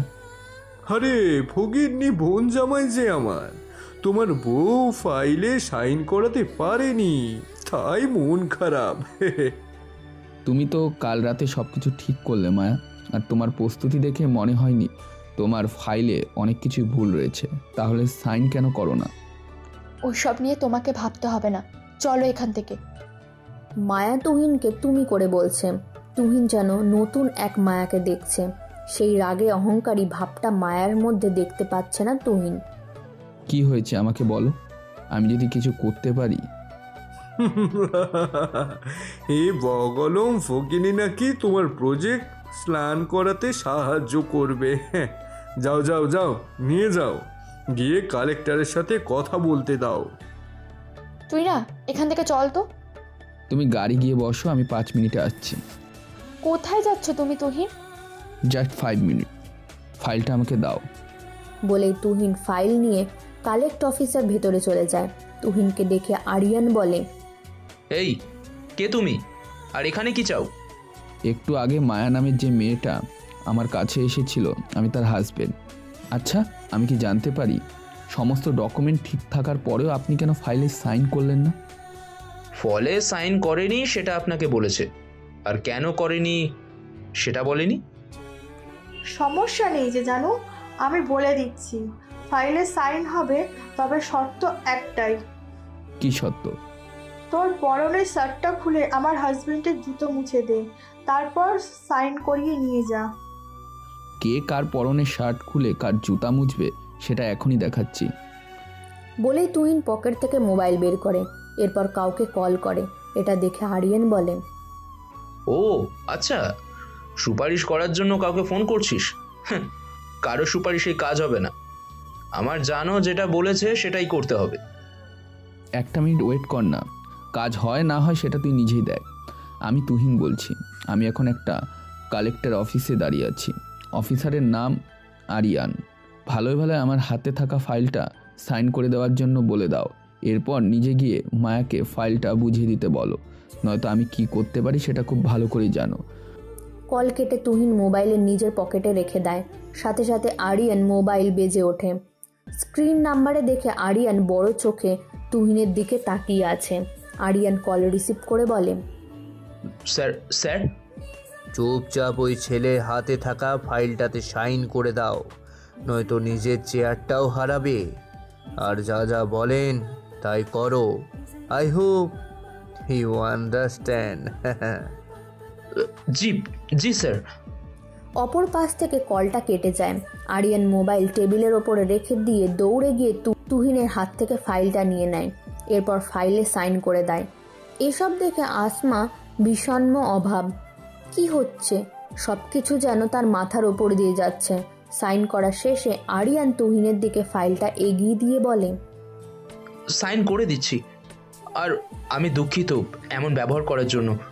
চলুন স্যার, আমি আপনাকে এগিয়ে দিয়ে আসি। ফাইলটা নিজের হাতে রাখো, আর এখানে কি হয়েছে সেসব যেন মায়া না জানে। মায়া যদি কিছু জিজ্ঞেস করে তাহলে বলবে আমি তোমাকে রিকোয়েস্ট করেছি, হাতে পায়ে ধরেছি, তাই তুমি সাইন করে দিয়েছো। আপনি যা বলবেন তাই হবে স্যার। তো আর লেট কেন, চলুন যাওয়া যাক। আর হ্যাঁ, মায়াকে আপনি এবং আমার স্ত্রী সরি বলতে ভুলবেন না। বলেই তিনজন বাইরের দিকে হাঁটতে থাকে। মায়া বিরক্ত হয়ে গেছে এত সময় লেট করছে বলে তুহিন। আর অন্যদিকে রোদের খোঁচা দেওয়া কথা তো রয়েছেই। রোদ হাসতে হাসতে বলে, যাও ভেতরে গিয়ে দেখো তোমার ফক্কিনি জামাইকে না আবার ঘুম করে দেয়। তোমার কাছে আমি কিছু শুনতে চেয়েছি, কেন বিরক্ত করছো বারবার? আর কিছু বলতে যাবে তার আগেই তিনজনে একসাথে গেট দিয়ে বের হয়ে আসে। রোদ আরিয়ানের হাতে ফাইলটা দেখে অবাক হয়ে তাকিয়ে আছে। তিনজন রোদ আর মায়ার সামনে এসে দাঁড়ায়। তুহিন মাথা নিচু করে হাত হোল্ড করে দাঁড়িয়ে আছে। আরিয়ান মায়ার দিকে ফাইল এগিয়ে দিয়ে বলে, সাইন হয়ে গেছে, তুমি চাইলে এখন থেকেই প্রজেক্টের কাজ শুরু করতে পারো। মায়া অবাক হয়ে ফাইল হাতে নেয়। ফাইল খুলে দেখে সত্যি সাইন করা হয়ে গেছে। অবাক চোখে তুহিনের দিকে তাকায়। আর অন্যদিকে রোদের মাথায় যেন আকাশ ভেঙে পড়ে। রোদ রেগে গিয়ে বলে, এ আরিয়ান, তুই সাইন করে দিয়েছিস মানে তোর সাথে আমার কি কথা হয়ে গেছে সেটা ভুলে গেছিস? তোর মতো অসৎ লোকের কথা শুনে আমি মায়ের সাথে খারাপ ব্যবহার করেছি, ভুলে গেছি আমার দায়িত্বের কথা। কিন্তু তুহিন আমার চোখ খুলে দিয়েছে, আমিও নিজের দায়িত্ব পালন করেছি। আই এম সরি মায়া। আমি তোর কাছে মাপ চাইছি মায়া। পুরনো রাগ নিয়ে আমি তোকে অনেক কিছু বলেছি। It's okay. মায়ের বিষমতা যেন কাটছেই না, চোখে আটকে আছে তুহিনের মুখ পানে। তুহিন খুব ভালো করে বুঝতে পারছে মায়া তাকে সন্দেহ করছে। সে যে কিছু একটা করেছে সেটা মায়া জানে, তবে বেশি সময় এখানে থাকলে কি করেছে সেটাও জানতে যাবে। তাই আর দাঁড়িয়ে না থেকে তুহিন গিয়ে গাড়িতে উঠে বসে। মায়াও তুহিনের পেছনে পিছনে গিয়ে গাড়িতে উঠে বসে, তবে আজ আর পেছনে নয়, তুহিনের পাশেই বসেছে। তুহিন চুপচাপ গাড়ি স্টার্ট দিয়ে ড্রাইভ করতে থাকে। মায়ের চোখে এক দৃষ্টিতে তাকিয়ে আছে তুহিনের দিকে। তোর সাথে কি কথা হয়েছে কালেক্টর? আর তুই কি করলি? তোর কথা শোনার সময় আমার নেই। আমি আমার জানের কথাই রাখতে পারিনি, বাধ্য হয়েছি ফাইলে সাইন করার জন্য। এই ফাইলে সাইন না করলে আমার নামে রিজাইন পেপার চলে আসতো। তুমি কি বলছো? আর তখন তোমাকে কে কল করলো, যার এক কথা তুমি ফাইলে সাইন করে দিলে? আমি যার জন্য আজ কালেক্টর, এই শহরের টপ বিলিয়নার তাহসান চৌধুরী। তাহসান চৌধুরীর সাথে মায়ার কোনো রকমের যোগাযোগ আছে বলে আমার তো মনে হয় না। সম্পর্কে মায়ের সাথে নয়, সম্পর্ক রয়েছে মায়ের হাজবেন্ডের সাথে। Are you mad? এতিম ছেলে, পৃথিবীতে আপন বলতে কেউ নেই।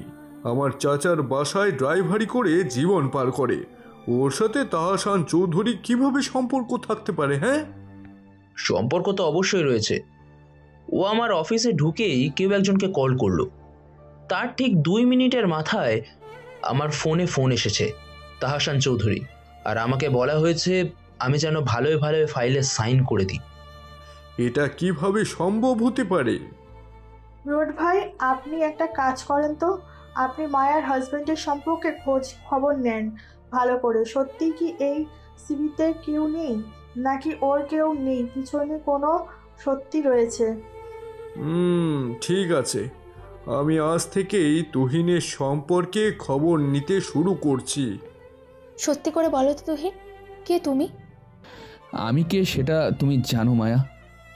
মায়া কিছু বলে না, কিন্তু তার সন্দেহ তুহিনের ওপর থেকে যায়নি। সন্দেহের চোখে তাকিয়ে আছে তুহিনের দিকে। তুহিন চোরের মতন মায়ের সামনেই বসে আছে, গাড়ি ড্রাইভ করছে, তাই পালাতে পারছে না কোথাও। আচ্ছা, তুমি কি এমন বলেছো ভিতরে গিয়ে যার জন্য আরিয়ান সাইন করে দিতে বাধ্য হলো? তোমার কাছে যা চেয়েছে সেটাই করেছি, তারপরেও সাইন করে দিল। হোয়াট? তুমি ওই আরিয়ানের পা ধরেছো? কে বলেছে তোমাকে এসব করতে? আমার মতন গরিব ছোট লোক কারোর পা ধরলে কি এমন আসবে যাবে? তোমার স্বপ্ন তুমি মির্জা গ্রুপের অ্যাডমিন হবে। আমার এতটুকুতে যদি স্বপ্ন পূরণ হয় তাতে কি আর এমন? আচ্ছা, সত্যি করে বলো তো, তুমি কি আসলে মানুষ? আমি তোমাকে এত অপমান করি, এত কথা শোনাই, তারপরেও তুমি আমার জন্য এত কিছু করছো? ভালোবাসার মানুষের জন্য সামান্য কিছু করতে পারলেও মনের মাঝে অনেক শান্তি অনুভূত হয়। মায়া কিছু না বলে মাথা নিচু করে নেয়। তুহিন গাড়ি ড্রাইভ করতে থাকে নিজের মতন। কিছু সময়ের মধ্যে পৌঁছে যায় মির্জা ভিলায়। আহান মির্জা বসে বসে পত্রিকা পড়ছে। হঠাৎ কারো আসার শব্দ পত্রিকার চোখ থেকে সরিয়ে সামনে তাকায়। তার সামনে মায়া আর তুহিন দাঁড়িয়ে আছে। মায়াকে দেখে আহান মির্জা জিজ্ঞাসা করে, কি হয়েছে? ফাইলে সাইন করেছো?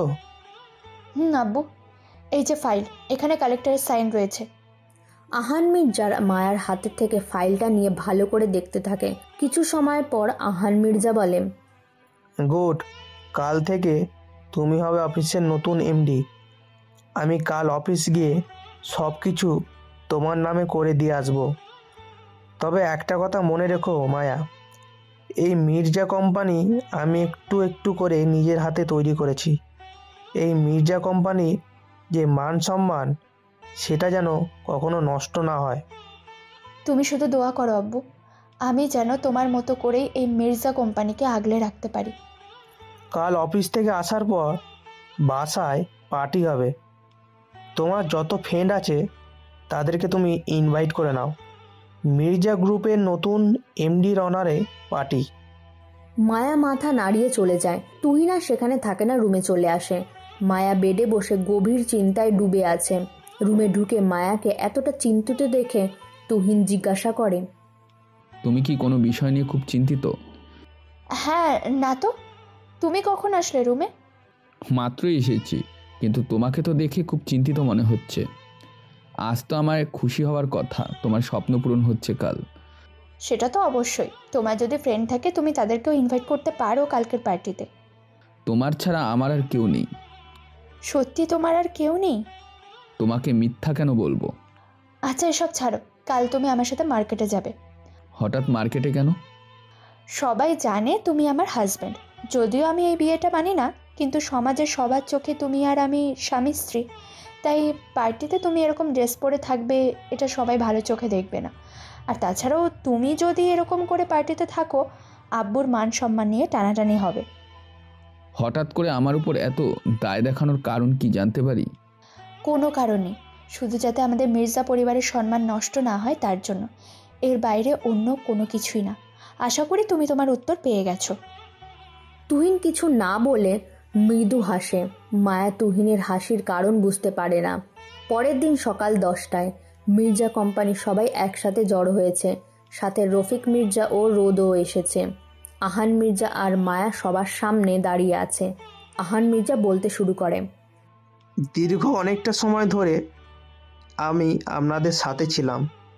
এখন আমার বয়স হয়ে গেছে, তাই অফিসের এই দায়িত্ব আর আমার পক্ষে নেওয়া সম্ভব হচ্ছে না। আজ এখন এই মুহূর্ত থেকে আপনাদের নতুন এমডি আমার একমাত্র মেয়ে মায়া। এখন থেকে এই অফিস মায়ার কথা মতোই চলবে। এখানে এই অফিসে সমস্ত ডকুমেন্টস রয়েছে, যা সব কিছু আমি মায়ার নামে দিয়েছি।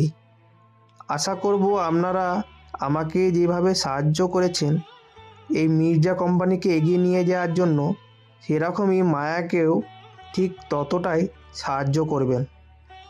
একটা মেয়ের হাতে এত বড় কোম্পানির দায়িত্ব বুঝিয়ে দেওয়াটা কি ঠিক হলো আহান?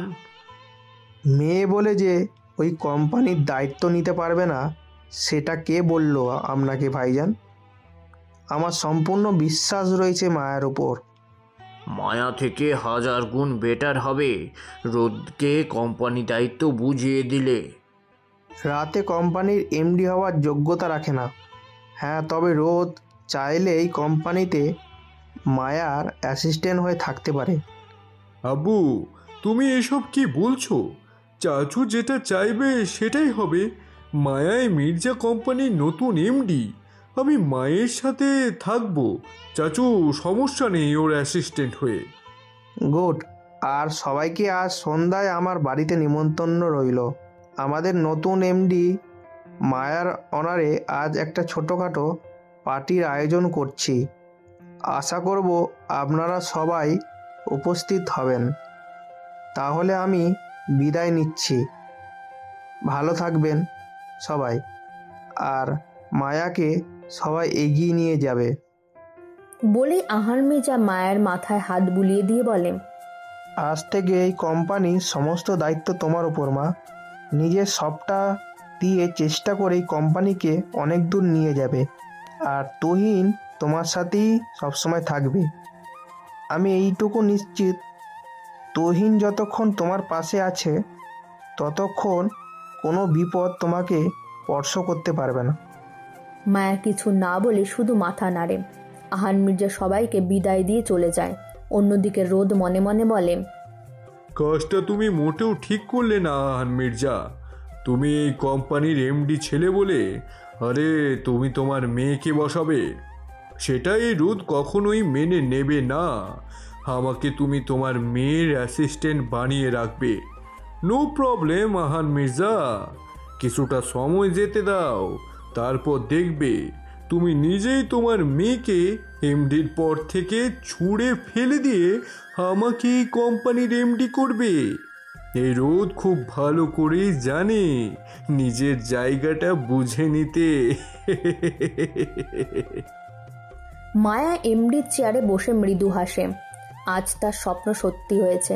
মির্জা কোম্পানির এমডি হওয়ার যে স্বপ্ন সে দেখেছে, আজ সে তার স্বপ্নকে সত্যি করতে সক্ষম হয়েছে। তুহিন বাইরে থেকে দরজা নক করে।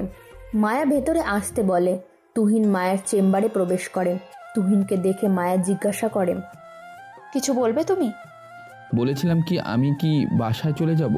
বাসায় তো অনেক কাজ রয়েছে, সব কিছু ঠিকঠাক মতন হচ্ছে কি না সেটা তো দেখতে হবে নাকি? ওসব তোমাকে দেখতে হবে না, কাজ দেওয়া হয়েছে তারা ঠিক মতোই করবে। তুমি গিয়ে গাড়িতে উঠে বসো, তোমাকে নিয়ে মার্কেটে যাব। তুহিন কিছু না বলে চুপচাপ গিয়ে গাড়িতে বসে পড়ে। কিছু সময় পর মায়া চলে আসে গাড়ির কাছে। তুহিন ভেবেছিল মায়া পেছনে বসবে, কিন্তু তাকে ভুল প্রমাণ করে দিয়ে মায়া তার পাশের সিটেই বসে। এটা দেখে তুহিন মায়ার দিকে তাকিয়ে আছে। মায়া তুহিনের দিকে তাকিয়ে দেখতে থাকে। তুহিন অবাক হয়ে তার দিকে তাকিয়ে আছে। কি হয়েছে, এমন অবাক হয়ে আমার দিকে তাকিয়ে আছো কেন? কই কিছু না তো। গাড়ি কি ড্রাইভ করবে? তুহিন কিছু না বলে গাড়ি স্টার্ট দিয়ে ড্রাইভ করতে থাকে। কিছু সময়ের মধ্যে দুজনে পৌঁছে যায় একটা শপিং মলে। গাড়ি থেকে নেমে দুজনে পাশাপাশি শপিং মলের ভিতরে প্রবেশ করে। মায়া তুহিনকে নিয়ে একটা ব্লেজারের দোকানে আসে।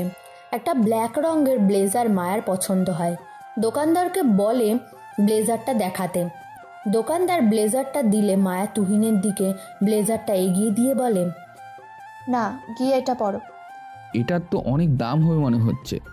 ওসব নিয়ে তোমার ভাবতে হবে না, আমি দেখবো ওসব। তোমাকে যেটা বললাম সেটা করো। তুহিন কিছু না বলে ব্লেজারটা পরে নেয়। মায়া হ্যাঁ করে তুহিনের দিকে তাকিয়ে আছে। একটা ব্লেজার পরায় তুহিনকে এখন একদম অন্যরকম লাগছে। সিনেমার নায়কের মতন মনে হচ্ছে তুহিনকে মায়ের কাছে। মায়া দোকানদারকে কল দিয়ে বলে, এটার সাথে ম্যাচিং করে একটা প্যান্ট আর একটা হোয়াইট কালারের শার্ট দিন। দোকানদার শার্ট আর প্যান্ট মায়ার হাতে দেয়। মায়া প্যান্ট আর শার্টটা তুহিনের হাতে দিয়ে বলে, যাও গিয়ে ট্রায়াল রুম থেকে চেঞ্জ করে আসো। তুহিন কিছু না বলে চুপচাপ সব কিছু নিয়ে ট্রায়াল রুমে চলে যায়। কিছু সময় পর ট্রায়াল রুম থেকে বের হতেই দেখে মায়া ট্রায়াল রুমের বাইরে দাঁড়িয়ে আছে। তুহিনকে দেখে মায়া পুরো হাঁ করে আছে। এ যেন অন্য এক রকমের তুহিনকে দেখছে সে। তুহিনকে এখন সে চিনতেই পারছে না। এসব পরে কেমন লাগছে আমাকে? আগে কখনো এসব জিনিস করিনি তো, তাই আমার কাছে কেমন যেন আনকমফোর্টেবল ফিল মনে হচ্ছে। তুমি আয়নায় নিজেকে দেখোনি ট্রায়াল রুমে? আসলে এর আগে কখনো করিনি তো, তাই ঠিক বুঝতে পারছি না। তোমাকে বুঝতে হবে না, আমি যা বোঝার বুঝে গেছি। যাও গিয়ে চেঞ্জ করে নাও। তুহিন কিছু না বলে চুপচাপ চলে যায় চেঞ্জিং রুমে। এরপর মায়ের কাছে এসে দেখে দোকানদারের কাছে দিয়ে সব কিছু এগিয়ে দেয়। মায়া দোকানদারকে বলে সব কিছু প্যাকিং করে দিতে। এরপর সেখান থেকে চলে যায় শুজ কেনার জন্য। ম্যাচিং করে শুজ কিনতে নেয় মায়া। তুহিনকে বলে, তুমি এখানে একটু বসো, আমি আসছি 5 মিনিট। সব কিছু তো কেনা হলো, এখন আবার কোথায় যাবে? কাজ আছে তাই যাচ্ছি। 5 মিনিট বসে থাকলে সমস্যা আছে তোমার? তুহিন আর কথা বাড়ায় না, চুপচাপ বসে থাকে সেখানে। মায়া চলে যায় কোথাও। তুহিন বসা থেকে উঠে হাঁটাহাঁটি করতে থাকে। হঠাৎ তুহিনের চোখ যায় একটা গোলাপি রঙের লেহেঙ্গার দিকে। দোকানদারকে জিজ্ঞাসা করে তুহিন ড্রেসের প্রাইস।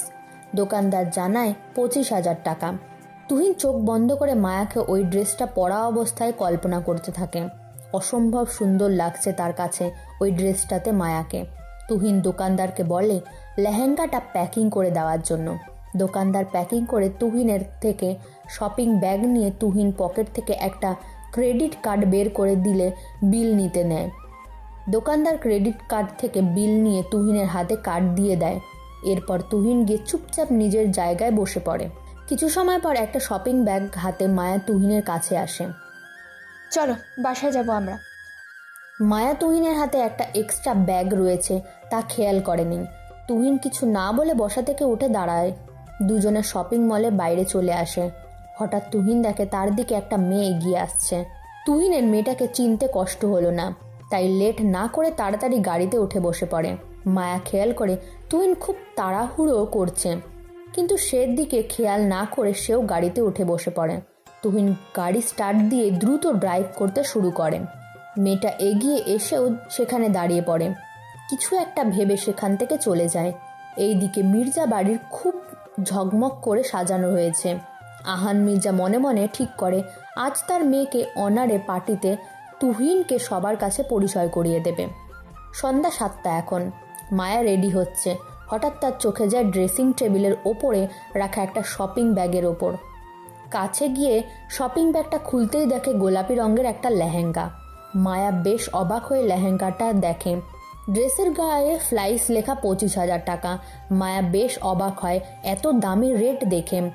কে রাখতে পারে এখানে এই ড্রেসটা? ভীষণ করে ভাবাচ্ছে মায়াকে।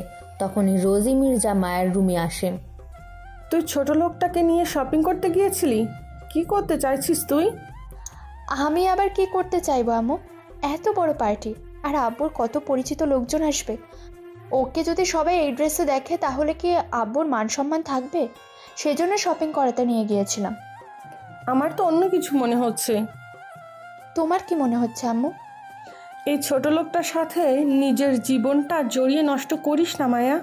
আমাদের কথা হয়েছিল তুই ওকে ডিভোর্স দিয়ে দিবি, তাহলে হঠাৎ করে ওর প্রতি এত মায়া কেন জন্মালো? আমার এখন কথা বলতে ভালো লাগছে না। পার্টিতে সবাই ওয়েট করছে, যাও। আর আমি রেডি হয়ে আসছি। বাহ, আমার জীবনটা নষ্ট করে এখানে ভালোই সুখে সংসার পেতেছেন দেখছি। তাই এরকম আর কতগুলো মেয়েকে তুমি ফাঁসিয়েছ? এই মেয়ে, কে তুমি? আর কী সব আবল তাবল বকছো? আমি কে সেটা আপনার এই চরিত্রবান হাজবেন্ডকে জিজ্ঞেস করুন। যা বলার স্পষ্টভাবে বলো। যাকে আপনারা তুহিন নামে ডাকছেন তার আসল নাম পরিচয় হচ্ছে আপনারা জানেন না। ওর আসল নাম নীল। একটা মেয়েকে ধর্ষণ করতে চাওয়ায় অপরাধে ওর বাসা থেকে আমাকে বের করে দেওয়া হয়েছে। নুসরাতের কথা শুনে সবাই বড় বড় চোখ করে তুহিনের দিকে তাকিয়ে আছে। তুহিন মাথা নিচু করে সব কিছু শুনে যাচ্ছে। কি হলো তো আহান মির্জা? আপনার সেই চরিত্রবান বিশ্বাসের পোটলা আসল রূপ আবার শুনলেন তো? তুমি চুপ করে থাকো। তুহিন, এই মেয়ে কি বলছে? তুমি চুপ করে আছো কেন? কি বলবে এই চরিত্র লম্পটটা? আমি যে মেয়ের কথা বলছি সেটা আর কেউ নয়, আমার কথা। ও আমাকে নষ্ট করতে চেয়েছিল, কিন্তু আমি পারিনি। তাই ওর বাবা মাকে মেরে বাসা থেকে বের করে দিয়েছে। কি বলছি সব মেয়েটা অফরা? যাকে আমরা এতটা ভালো জানতাম তার আসল রূপ তাহলে এই? মুখ দেখে মানুষ চেনা সত্যি বড় দায়। এই ভালো মানুষের মুখোশের আড়ালে তাহলে এসবই ছিল। মায়া, তুই এখনো চুপচাপ দাঁড়িয়ে থাকবি? তোর পায়ের জুতো খুলেই লম্পটটার গালে মার। জুতো পেটা করতে করতে ওকে বাসা থেকে বের করে দে। তুমি একটু চুপ করে থাকবে আম্মু? কি হলো তুহিন, তুমি চুপচাপ দাঁড়িয়ে আছো কেন? আমি শুধু তোমার কাছে এতটুকু জানতে চাই, এই মেয়েটা যা বলছে তা কি সত্যি? আমি এসব নিয়ে কোনো কথা বলতে চাই না মায়া। কথা বলবে কি করে? ও কিছু বলার মুখ কি ওর আছে? ওই সব করেছে বলেই চুপচাপ সব কিছু চলে যাচ্ছে। আর যদিও কিছু না করতো তাহলে সব কিছু বলতো এখানে। প্লিজ আম্মু, তুমি একটু চুপ করে থাকো না। তোমাকে আমি যেটা জিজ্ঞেস করেছি সেটার উত্তর দাও। এসব কি সত্যি না মিথ্যে? আপনি হয়তো জানেন না আমি মায়া। একটা মেয়ে ইচ্ছা করে নিজের চরিত্রহীন বানাবে না। ও চুপ করে থাকার কোনো প্রমাণ করেছি? আমি যা বলছি সবই সত্যি। আমি শুধু তোমার কাছে জানতে চাই তুমি সত্যি না মিথ্যে। কি মায়া, এখন কি বললে তুমি? তোমার চরিত্রবান স্বামীর তাহলে এই রূপ? আমি তোমাকে কিছু জিজ্ঞেস করিনি। আমাকে জিজ্ঞেস করতে হবে কেন? আমাদের বাড়ির জামাই সে। মানুষ তো আমার দিকেও আঙুল তুলবে, তাই না? তুহিন, তুমি চুপ করে আছো কেন? সবাই এত কিছু বলছে, তুমি কেন চুপ করে আছো?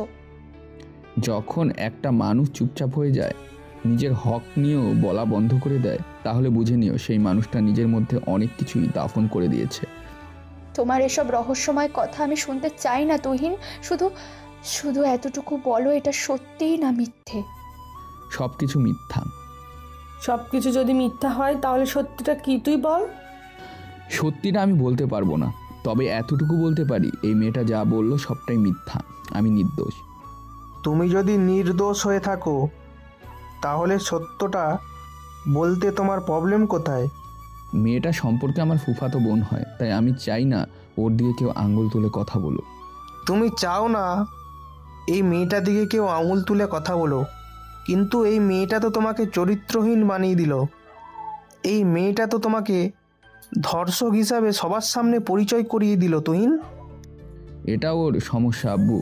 আমি যে অপরাধী নয় এটা আমার খোদা তো জানে। খোদা জানি, আর তাই তো তার আসল রূপটা আমাদের সামনে আজ প্রকাশ করে দিল। আমরাও সবটা জানি। হঠাৎ কারো কণ্ঠ শুনে সবাই গেটের দিকে তাকায়। আহান মির্জা সহ বাকিদের চিনতে একটুকু কষ্ট হলো না মানুষটাকে। তার পাশে একজন ভদ্র মহিলা দাঁড়িয়ে আছে। আহান মির্জা দৌড়ে লোকটার সামনে যায়। তাহসান চৌধুরী আর অনামিকা চৌধুরী দাঁড়িয়ে আছে। স্যার আপনি এখানে? আসতেই হলো। আমার ছেলেকে সবাই যা তা বলে অপমান করবে, সেটা আমি তো মেনে নেব না, তাই না? আপনার ছেলে? কে আপনার ছেলে স্যার?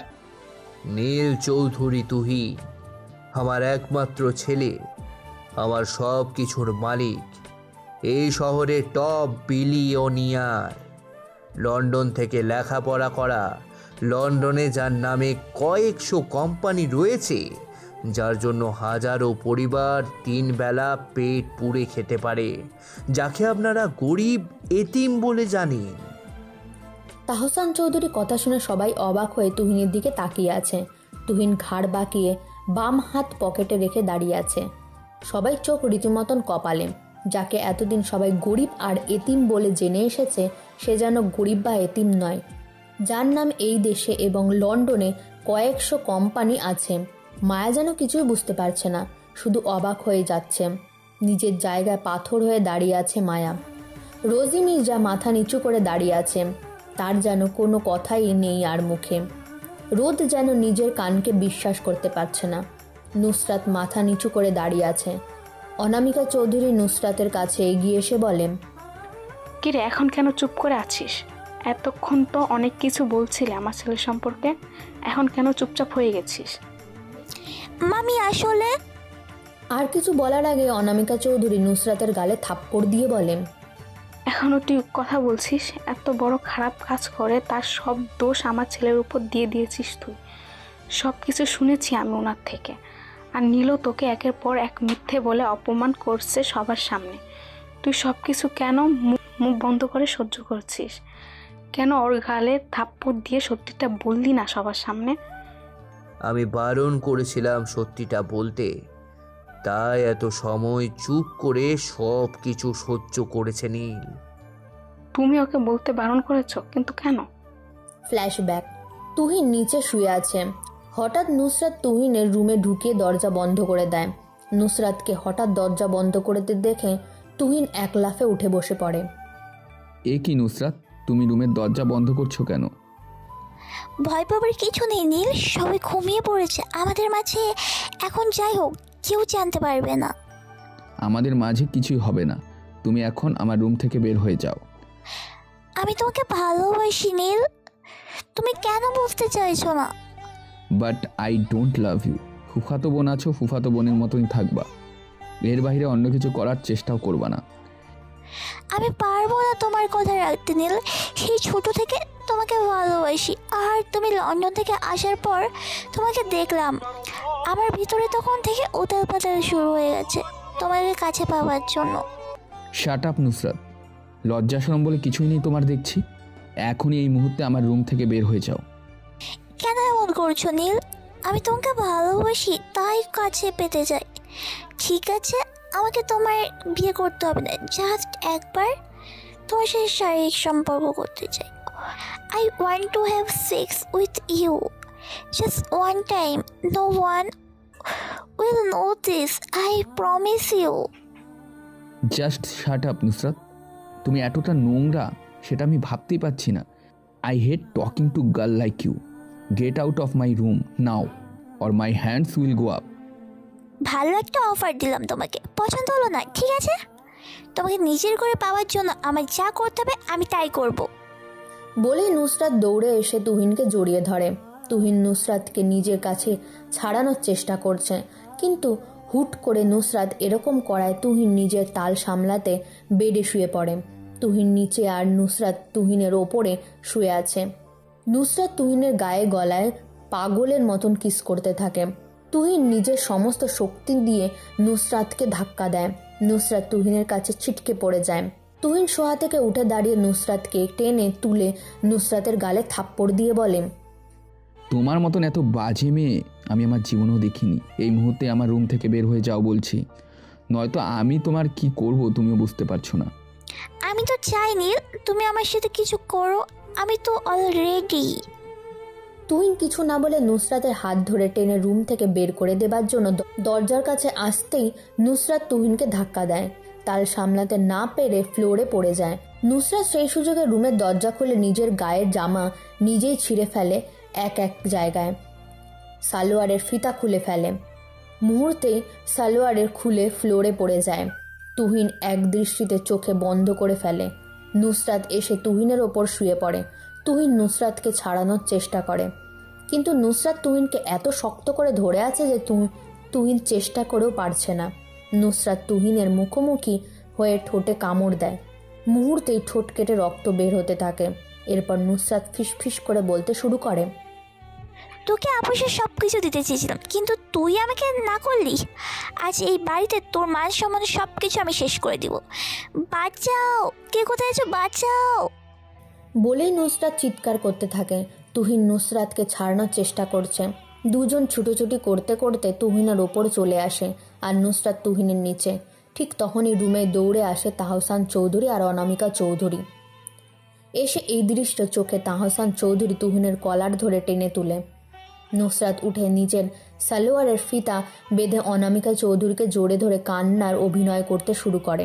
তাহসান তুহিনের গালে থাপ্পড় দিয়ে বলে, এই জন্য তোমাকে লেখাপড়া শিখিয়েছি লন্ডনে রেখে? এত বড় বিজনেসম্যান হয়েছো তুমি, এরকম নোংরা কাজ কিভাবে করতে পারলে তুমি? হ্যাঁ, এত যদি তোমার শারীরিক চাহিদা মেটানোর প্রয়োজন ছিল আমাকে বলতে, আমি তোমার বিয়ে করিয়ে দিতাম। আব্বু একবার শোনো প্লিজ। কি বলার আছে তোমার আর? হ্যাঁ, যা দেখার তো নিজের চোখেই দেখলাম। এই শহরের টপ বিলিয়নিয়ার নীল চৌধুরী তুহিন একটা মেয়ের ইজ্জত নেওয়ার চেষ্টা করেছিল। ছি! আব্বু তুমি যা দেখছো তা সম্পূর্ণই ভুল, আমি এমন কিছুই করিনি। একদম চুপ, একদম চুপ তুমি, আর একটাও কথা বলবে না। অনামিকা, তুমি আমাদের রুমে নিয়ে যাও। অনামিকা চৌধুরী কিছু না বলে সেখান থেকে চলে যায়। তাহসান চৌধুরী দরজা ভেতর থেকে লক করে দেয়। তুহিন কিছু না বলে মাথা নিচু করে আছে। তাকে এখন বিনা অপরাধে শাস্তি পেতে হবে, এটা তার বোঝা হয়ে গেছে। তুহিন ভেবেছিল তাহসান চৌধুরী তার কোমরের বেল খুলে এখন তাকে মারবে, কিন্তু তুহিনকে ভুল প্রমাণ করে দিয়ে তাহসান চৌধুরী তুহিনের হাত ধরে বেডে বসিয়ে দেয়। তুহিন অবাক চোখে তাকিয়ে আছে তার আব্বুর দিকে। শান্ত কণ্ঠে তাহসান চৌধুরী বলে, আমার ছেলেকে আমি এমন শিক্ষা দিইনি। সত্যিটা কি বল আমাকে। সত্যিটা তো তুমি আম্মুর সামনে জিজ্ঞেস করতে পারতে আব্বু। আম্মু এখন আমার সম্পর্কে কি ভাবছে তুমি বলো। আমি তোমাকে যেটা জিজ্ঞাসা করেছি সেটা বলো। এরপর একটু আগেই ঠিক হয়েছে সব কিছু তুহিন আর আব্বুকে বলবে। সব শুনে তাহসান চৌধুরী বলে, যা হবার তা হয়ে গেছে, তুমি বাসা থেকে এখন চলে যাও। তাহসান চৌধুরীর কথা শুনে তুহিন অশ্রুসিক্ত চোখে তাকিয়ে আছে তার দিকে। কান্না ঝরা কণ্ঠে তুহিন বলে, আমি তো কোনো অপরাধ করিনি আব্বু, তাহলে কেন আমাকে বাসা থেকে চলে যেতে হবে? তুমি আমাকে ভুল বুঝো না বাবা। আমি চাই তুমি মানুষের মতো মানুষ হও, গরিব অসহায় মানুষের পাশে থেকো। ছোট থেকেই তুমি বিলাসিতার মাঝে বড় হয়েছ, তাই আমি চাই তুমি কয়েকটা মাস গরিব হয়ে জীবন যাপন করো, যাতে গরিব অসহায় মানুষের কষ্ট তুমি বুঝতে পারো।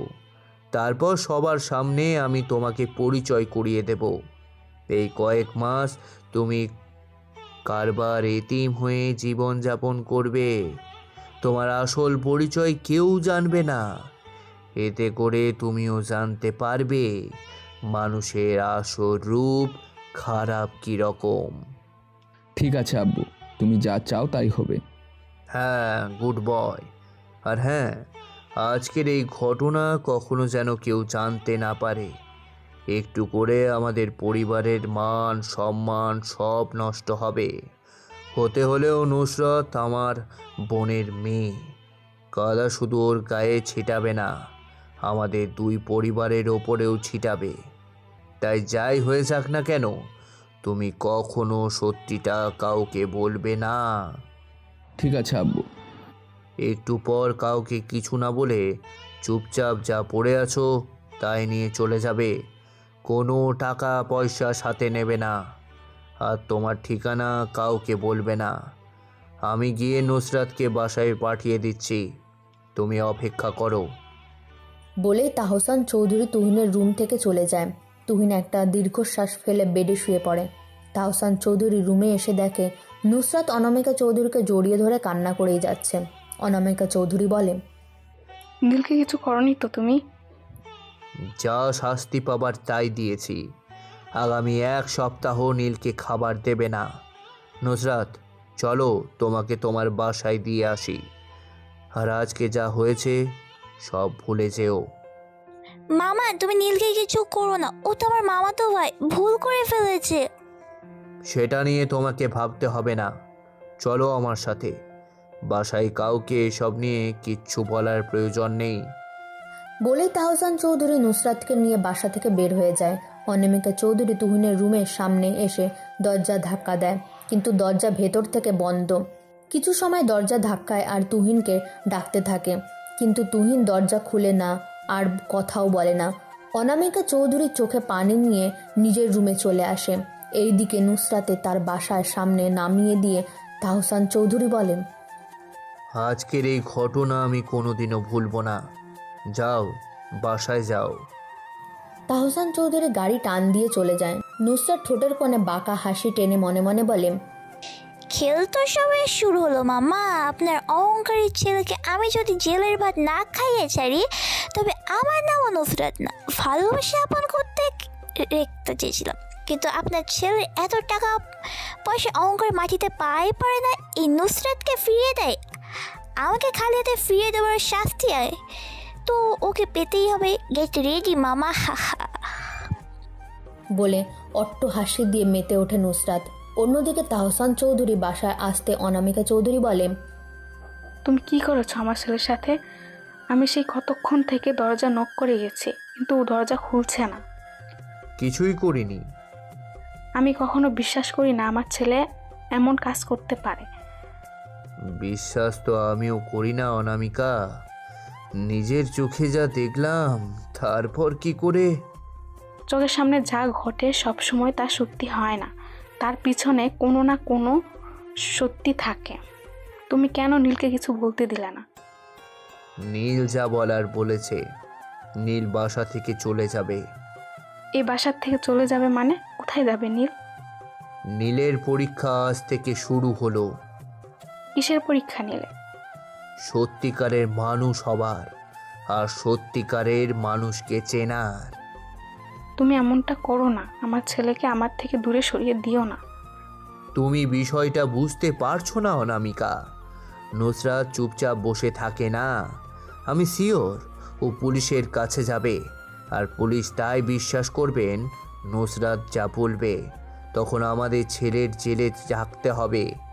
হে, আমি ওকে ছাড়িয়ে আনতে পারবো টাকা দিয়ে, কিন্তু তাতে আমার ছেলের মান সম্মান সব নষ্ট হয়ে যাবে।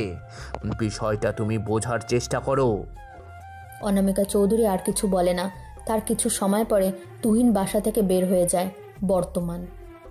আর আজকে এখানে আসার কিছুক্ষণ আগেই তোর আসল রূপটা আমি জেনে এসেছি। ইচ্ছে তো করছিল তোকে মেরে ফেলি আমি। তোর মতো মেয়ের ঘাড়ে হাত তুলতে ঘৃণা লাগে আমার। নীল, যা, তোর সব কিছু গুছিয়ে নিয়ে চলে আয়। তোকে আর এখানে থাকতে হবে না। চৌধুরীর ভিলা তোকে ছাড়া শূন্য হয়ে আছে বাবা। তুহিন কিছু না বলে চুপচাপ রুমে চলে আসে। মায়া ও তুহিনের পেছনে পেছনে রুমে চলে আসে। তুহিন একটা ব্যাগে নিজের জামা কাপড় গোছাতে শুরু করে। মায়া মাথা নিচু করে সবকিছু দেখছে। সবকিছু গোছানো হয়ে গেলে তুহিন মায়ের কাছে গিয়ে বলে, আমি চলে যাচ্ছি মায়া, তোমাকে আর কষ্ট করতে হবে না আমার জন্য। আজ থেকে তুমি মুক্ত। আমি বাসায় পৌঁছে তোমাকে ডিভোর্স লেটার পাঠিয়ে দেব। তারপর তুমি তোমার মতন করে স্বাধীনভাবে চলাফেরা করতে পারবে। তুমি সত্যি সত্যি চলে যাবে? এখানে আমাকে আর প্রয়োজন নেই। হাঁটা ছাড়াও যাকে ভালোবেসে এখানে ছিলাম, সেও তো আর আমাকে ভালোবাসে না। আমাকে দেখলে তার গা জ্বলাপোড়া করে। তাই শুধু শুধু তাকে এখন কষ্ট দিতে চাই না এখানে থেকে। তুমি ওই সকল জিনিস পাও যা তোমার মন চায়, কিন্তু একটা কথা ভুলো না, পৃথিবীর কোনো না কোনো একটা মানুষ অনেক খুশি, কারণ তুমি খুশি আছো তাই। সত্যি কি তুমি তাই চাও তুহিন? মায়া, তুমি সবসময় ভালো থেকো, যে তোমার জীবনসঙ্গিনী হবে তাকে নিয়ে। তবে আমি তোমাকে একটা কথা বলতে পারি মায়া, আমার মায়ের পর আমি যদি কোনো মেয়ে মানুষকে ভালোবেসে থাকি, সেই নারীটা শুধুই তুমি। যদি সত্যি তাকে এত ভালোবাসো তাহলে তাহলে তাকে ছেড়ে কেন চলে যাচ্ছ? তাকেও সাথে নিয়ে চলো। একটা কথা জানো তো তুহিন, মানুষ সব সহ্য করতে পারে, শুধু ভালোবাসার কষ্ট কখনো সহ্য করতে পারে না। যখন কেউ কাউকে ভালোবাসে আর তাকে সে আপন করে পায় না, জানো তখন তার মনে কতটা কষ্ট জমে থাকে। কাউকে কাউকে ভালোবাসলে মানুষ তার মায়ায় পড়ে না, কিন্তু যদি মায়ায় একবার পড়ে তাকে ভালোবাসতেই হয়। একজন মানুষ চাইলে অনেককে ভালোবাসতে পারে, কিন্তু মায়ায় মায়ায় মানুষ একবারই একজনেরই পড়ে। আর আমিও কখন কিভাবে জানি না তোমার মায়ায় পড়ে গেছি। সময় কখনো কারোর জন্য অপেক্ষা করে না মায়া। যাকে ভালোবাসো তাকে বলে দাও, এক্ষুনি বলে দাও। হাত ধরতে ইচ্ছে করলে এক্ষুনি ধরো, কথা বলতে ইচ্ছে হলে এক্ষুনি বলো। ভালোবাসলে বলে দাও ভালোবাসি এক্ষুনি। মায়া কিছু না বলে তুহিনকে শক্ত করে জড়িয়ে ধরে। তুহিন থ হয়ে যায় মায়ের এমন কাণ্ড দেখে। মায়া খেয়াল করে তুহিন তাকে জড়িয়ে ধরেনি, তাই তুহিনকে ছেড়ে দিয়ে মায়া রাগী কণ্ঠে বলে, আমি তোমাকে জড়িয়ে ধরেছি না, তুমি কেন জড়িয়ে ধরছো না? আমার প্রতি ভালোবাসা শেষ হয়ে গেছে? তোমাকে এতটা ভালোবাসি আমি যে চাইলেও কখনো তোমার প্রতি আমার ভালোবাসা কমাতে পারবো না। রাখবো তোমাকে সারা জীবন যত্ন করে আগলে, আর তোমার ওই দুটো চোখ সারা জীবন স্বপ্ন দিয়ে এঁকে দেব। আমি সারা জীবন শুধু তোমারই হয়ে থাকবো মায়া। ভালোবাসায় তোমাকে বেঁধে রাখবো ঠিক আমার বুকের মধ্যেখানে। প্রিয়া, আমার প্রিয়া তুমি, এমন জলের ধারা নদীর ঠিক যেমন প্রিয়া, আমিও তোমার নিঃশ্বাস হয়ে থাকবো। কাছে কাছে থেকো তুমি আমার থেকে দূরে গেলেই আমার পুরো পৃথিবীটা আধার। রেখো আমায় তোমার চোখাচোখি, রেখে দাও তোমার স্বপ্নে ভরার মায়া।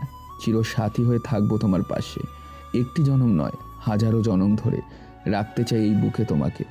ভালোবাসি তোমাকে, আর তাই তো তোমার কাছেই ছুটে আসি আমার মনটা। তোমার জন্য পারি সব কিছুই মেনে নিতে। ভালোবাসার চেয়েও বড় কিছু আর নেই এই পৃথিবীতে। রাখবো জড়িয়ে প্রেমের চাদরে আমার এই মনেরই ঘরে। অনেক সাধনা করে আজ কাছে পেয়েছি তোমাকে। কখনো যেও না দূরে চলে আমাকে একা রেখে। তুমি ছাড়া কেউ নেই আর এই বুকের ভেতর। বলো না তুমি ছাড়া কিভাবে বাঁচি একা একা। এই জগৎ সংসারে কত মানুষ আছে, তুমি ছাড়া আমি যাব না আর কারো কাছে। আকাশ ছোঁয়া ভালোবাসা তোমার কাছে পেতে চাই তুহিন। আজ থেকে চিরতরে আমাকে আমি তোমার নামে করে দিলাম। তুমি আমায় নিয়ে চলো এক নতুন ভুবনে। আধার মুছে এনে দাও আলো আমার এই জীবনে। বলে মায়া তুহিনকে শক্ত করে জড়িয়ে ধরে। তুহিনও আগলে নেয় নিজের বুকে মায়াকে। এরা এখন কি করবে সেটা আমি জানি না। চলুন বাইরে কি অবস্থায় একটু দেখে আসি। আমি জানতাম না স্যার তুহিন আপনার ছেলে। ও কখনো পরিচয় দেয়নি, আর তেমন কিছু বুঝতেও পারিনি। এটাই ওর পরীক্ষা ছিল। আচ্ছা, এইখানে কিসের পার্টি সেটা জানলাম না। আমার মেয়ে মানে আপনাদের পুত্রবধূর অনারে এই পার্টি। আমার অফিসের নতুন এমডির পদে বসেছে, তাই আর কি। আচ্ছা, আপনারা এইসব জানলেন কিভাবে আমি ঠিক বুঝতে পারছি না। আহান মির্জার মতন আপনারাও হয়তো বুঝতে পারছেন না কিছু। তাহসান চৌধুরী আর অনামিকা চৌধুরী এখানে আসলো কি করে, চলুন তার মুখেই শুনে নিই। যখন নুসরত এসব বলছিল তখন নীল আমাকে টেক্সট করে আর এখানকার সব কিছু জানায়, লোকেশন সেন্ড করে সাথে। আমার ছেলের এই অপমান আমি নিতে পারছিলাম না, তাই চলে আসলাম। তুমি একটা মেয়ে হয়ে এত নোংরা কাজ কিভাবে করলে? তোমাকে ভালোবাসে না বলে তুমি একজন মানুষের পুরো জীবনটা নষ্ট করে দিতে চেয়েছিলে। তোমার জন্য নাকি মেয়েদেরকেও ছেলেরা বিশ্বাস করতে ভয় পায়। কি আন্টি, এখন কেন চুপচাপ হয়ে দাঁড়িয়েছেন বলুন? এখন সত্যিটা শুনলেন তো? রোজি মির্জা তাহসান চৌধুরীর কাছে এসে মাথা নিচু করে বলেন, আমাকে ক্ষমা করে দিন, আমি না জেনে শুনে অনেক কিছু বলে ফেলেছি তুহিনকে। এখন কোথায় গেল তোমার সেই অহংকার? এখন তুহিনকে আর অপমান করবে না? নিজের ভুল আমি বুঝতে পেরেছি, আমি অনুতপ্ত নিজের ভুলের জন্য। তুমিও আমাকে ক্ষমা করে দাও। মানুষ মাত্রই ভুল হয়ে যায় ভাবি, আপনি আপনার ভুল বুঝতে পেরেছেন, এটাই অনেক। আপনার ভাইয়ের ছেলেটা কোথায় আহান সাহেব? বলেই চারপাশে তাকায় তাহসান চৌধুরী। দেখে এক কোণে মাথা নিচু করে দাঁড়িয়ে আছে রফিক মির্জা রোদ। তাহসান চৌধুরী রোদের কাছে গিয়ে বলেন, তুমি কি কি করেছো সব কিছুই আমি জানি। সব শয়তানি বন্ধ করে ভালো হয়ে যাও, নয়তো এবার ক্ষমা করলেও এরপর আর কিন্তু সুযোগ পাবে না। রোদ শুকনো ঢোক গেলে মাথা নাড়ে। এইদিকে রুমের দরজা বন্ধ। মেঝেতে 2 জোড়া ড্রেস পরে আছে, গায়ে একটা কাঁথা জড়িয়ে মায়ার বুকের দিকে শুয়ে আছে তুহিন। তুহিন এক হাতে মায়ার চুলে বিলি কাটিয়ে দিচ্ছে, অন্য হাতে মায়াকে জড়িয়ে ধরে আছে। মায়া 2 হাতে তুহিনের গলা জড়িয়ে ধরে আছে। একটু পর মায়া তুহিনের গালে বুকে কিস করতে থাকে। তুহিন মুচকি হেসে মায়াকে এক টানে ওপর তুলে মুখোমুখি করে ফেলে। 2 জোড়া চোখ নিজেদের দেখে ব্যস্ত হয়ে গেছে। ধীরে ধীরে মায়া তুহিনের ঠোঁটের দিকে এগোতে থাকে। মুহূর্তে 4 ঠোঁট নিজের মাঝে ব্যস্ত হয়ে যায়। মায়ার এক হাতে তুহিনের চুলে, অন্য হাতে তুহিনের বুকে, আর তুহিনের এক হাত মায়ের পিঠে, অন্য হাত মায়ের বুকে। একে অপরে পাগলের মতন কিস করতে থাকে। কিস করতে করতে তুহিন মায়াকে নিচে শুয়ে দেয় আর নিজে শুয়ে পড়ে মায়ের ওপর। তুহিন মায়ের গলার কাঁধে কিস করতে থাকে। মায়া এক হাতে তুহিনের পিঠ শক্ত করে ধরে আছে, অন্য হাতে বিছানার চাদর খামচে আছে। তুহিন ধীরে ধীরে মায়ের বুকে কিস করতে থাকে। আস্তে আস্তে নিচে নামতে থাকে তুহিন। মায়া নাভিতে ঠোঁট দিয়ে স্লাইড করতে শুরু করে। মায়া 2 হাতে বিছানার চাদর খামচে ধরে রয়েছে। একটু পর মায়া তুহিনের চুল ধরে টেনে ওপরে তুলে তুহিনের ঠোঁটে নিজের ঠোঁট ডুবিয়ে দেয়, আর শুরু হয়ে যায় আদরের অধ্যায়। বেশ কিছু সময় পর একে অপরকে জড়িয়ে ধরে শুয়ে পড়ে। পরের দিন সকাল 10টায় সবাই বসে আছে ড্রয়িং রুমে। তা কি ঠিক করলে তোমরা? কিসের কথা বলছো আব্বু? বাসায় কবে যাচ্ছ আমার বৌমাকে নিয়ে? কবে যাবে মানে কি? আমি আমার ছেলে আর বউকে আজকেই বাসায় নিয়ে যেতে চাই। আপনি কি বলেন ভাই সাহেব? আমি আর কি বলবো বেয়ান সাহেবা, আপনারা যেটা ভালো মনে করেন। তাহলে আমরা আজকে ওদের নিয়েই বাসায় যাই। কয়েকদিনের মধ্যে একটা অনুষ্ঠান করে সবার সামনে ওদের পরিচয় করিয়ে দেব। আর নীলকেও তো এবার অফিসের সব দায়িত্ব নিতে হবে। নীল বৌমাকে গিয়ে নিয়ে রেডি হয়ে আয়, আমরা তাহলে বাসায় রওনা দিই। তুহিন মাথা নেড়ে মায়াকে নিয়ে চলে আসে রুমে। তুহিনের পছন্দ করা লেহেঙ্গা পরে রেডি হয়ে নেয় মায়া, আর তুহিন মায়ার দেওয়া ড্রেস পরে নেয়। রেডি হয়ে দুজনে নিচে চলে আসে। সবার থেকে বিদায় নিয়ে রওনা দেয় চৌধুরী ভিলার উদ্দেশ্যে। মায়ার কপালটা সত্যি অনেক ভালো, বড়লোক ঘরে জন্ম নিল আর এখন তার থেকেও 1000 গুণ বড়লোক ঘরে তার বউ হয়ে গেল। আমার প্রতিশোধ নেওয়া আর হলো না। ভুলে যাও প্রতিশোধের কথা। তাহসান চৌধুরীর এক ফোন কলে সবার হাঁটু কাঁপে, আর তুহিন তারই ছেলে।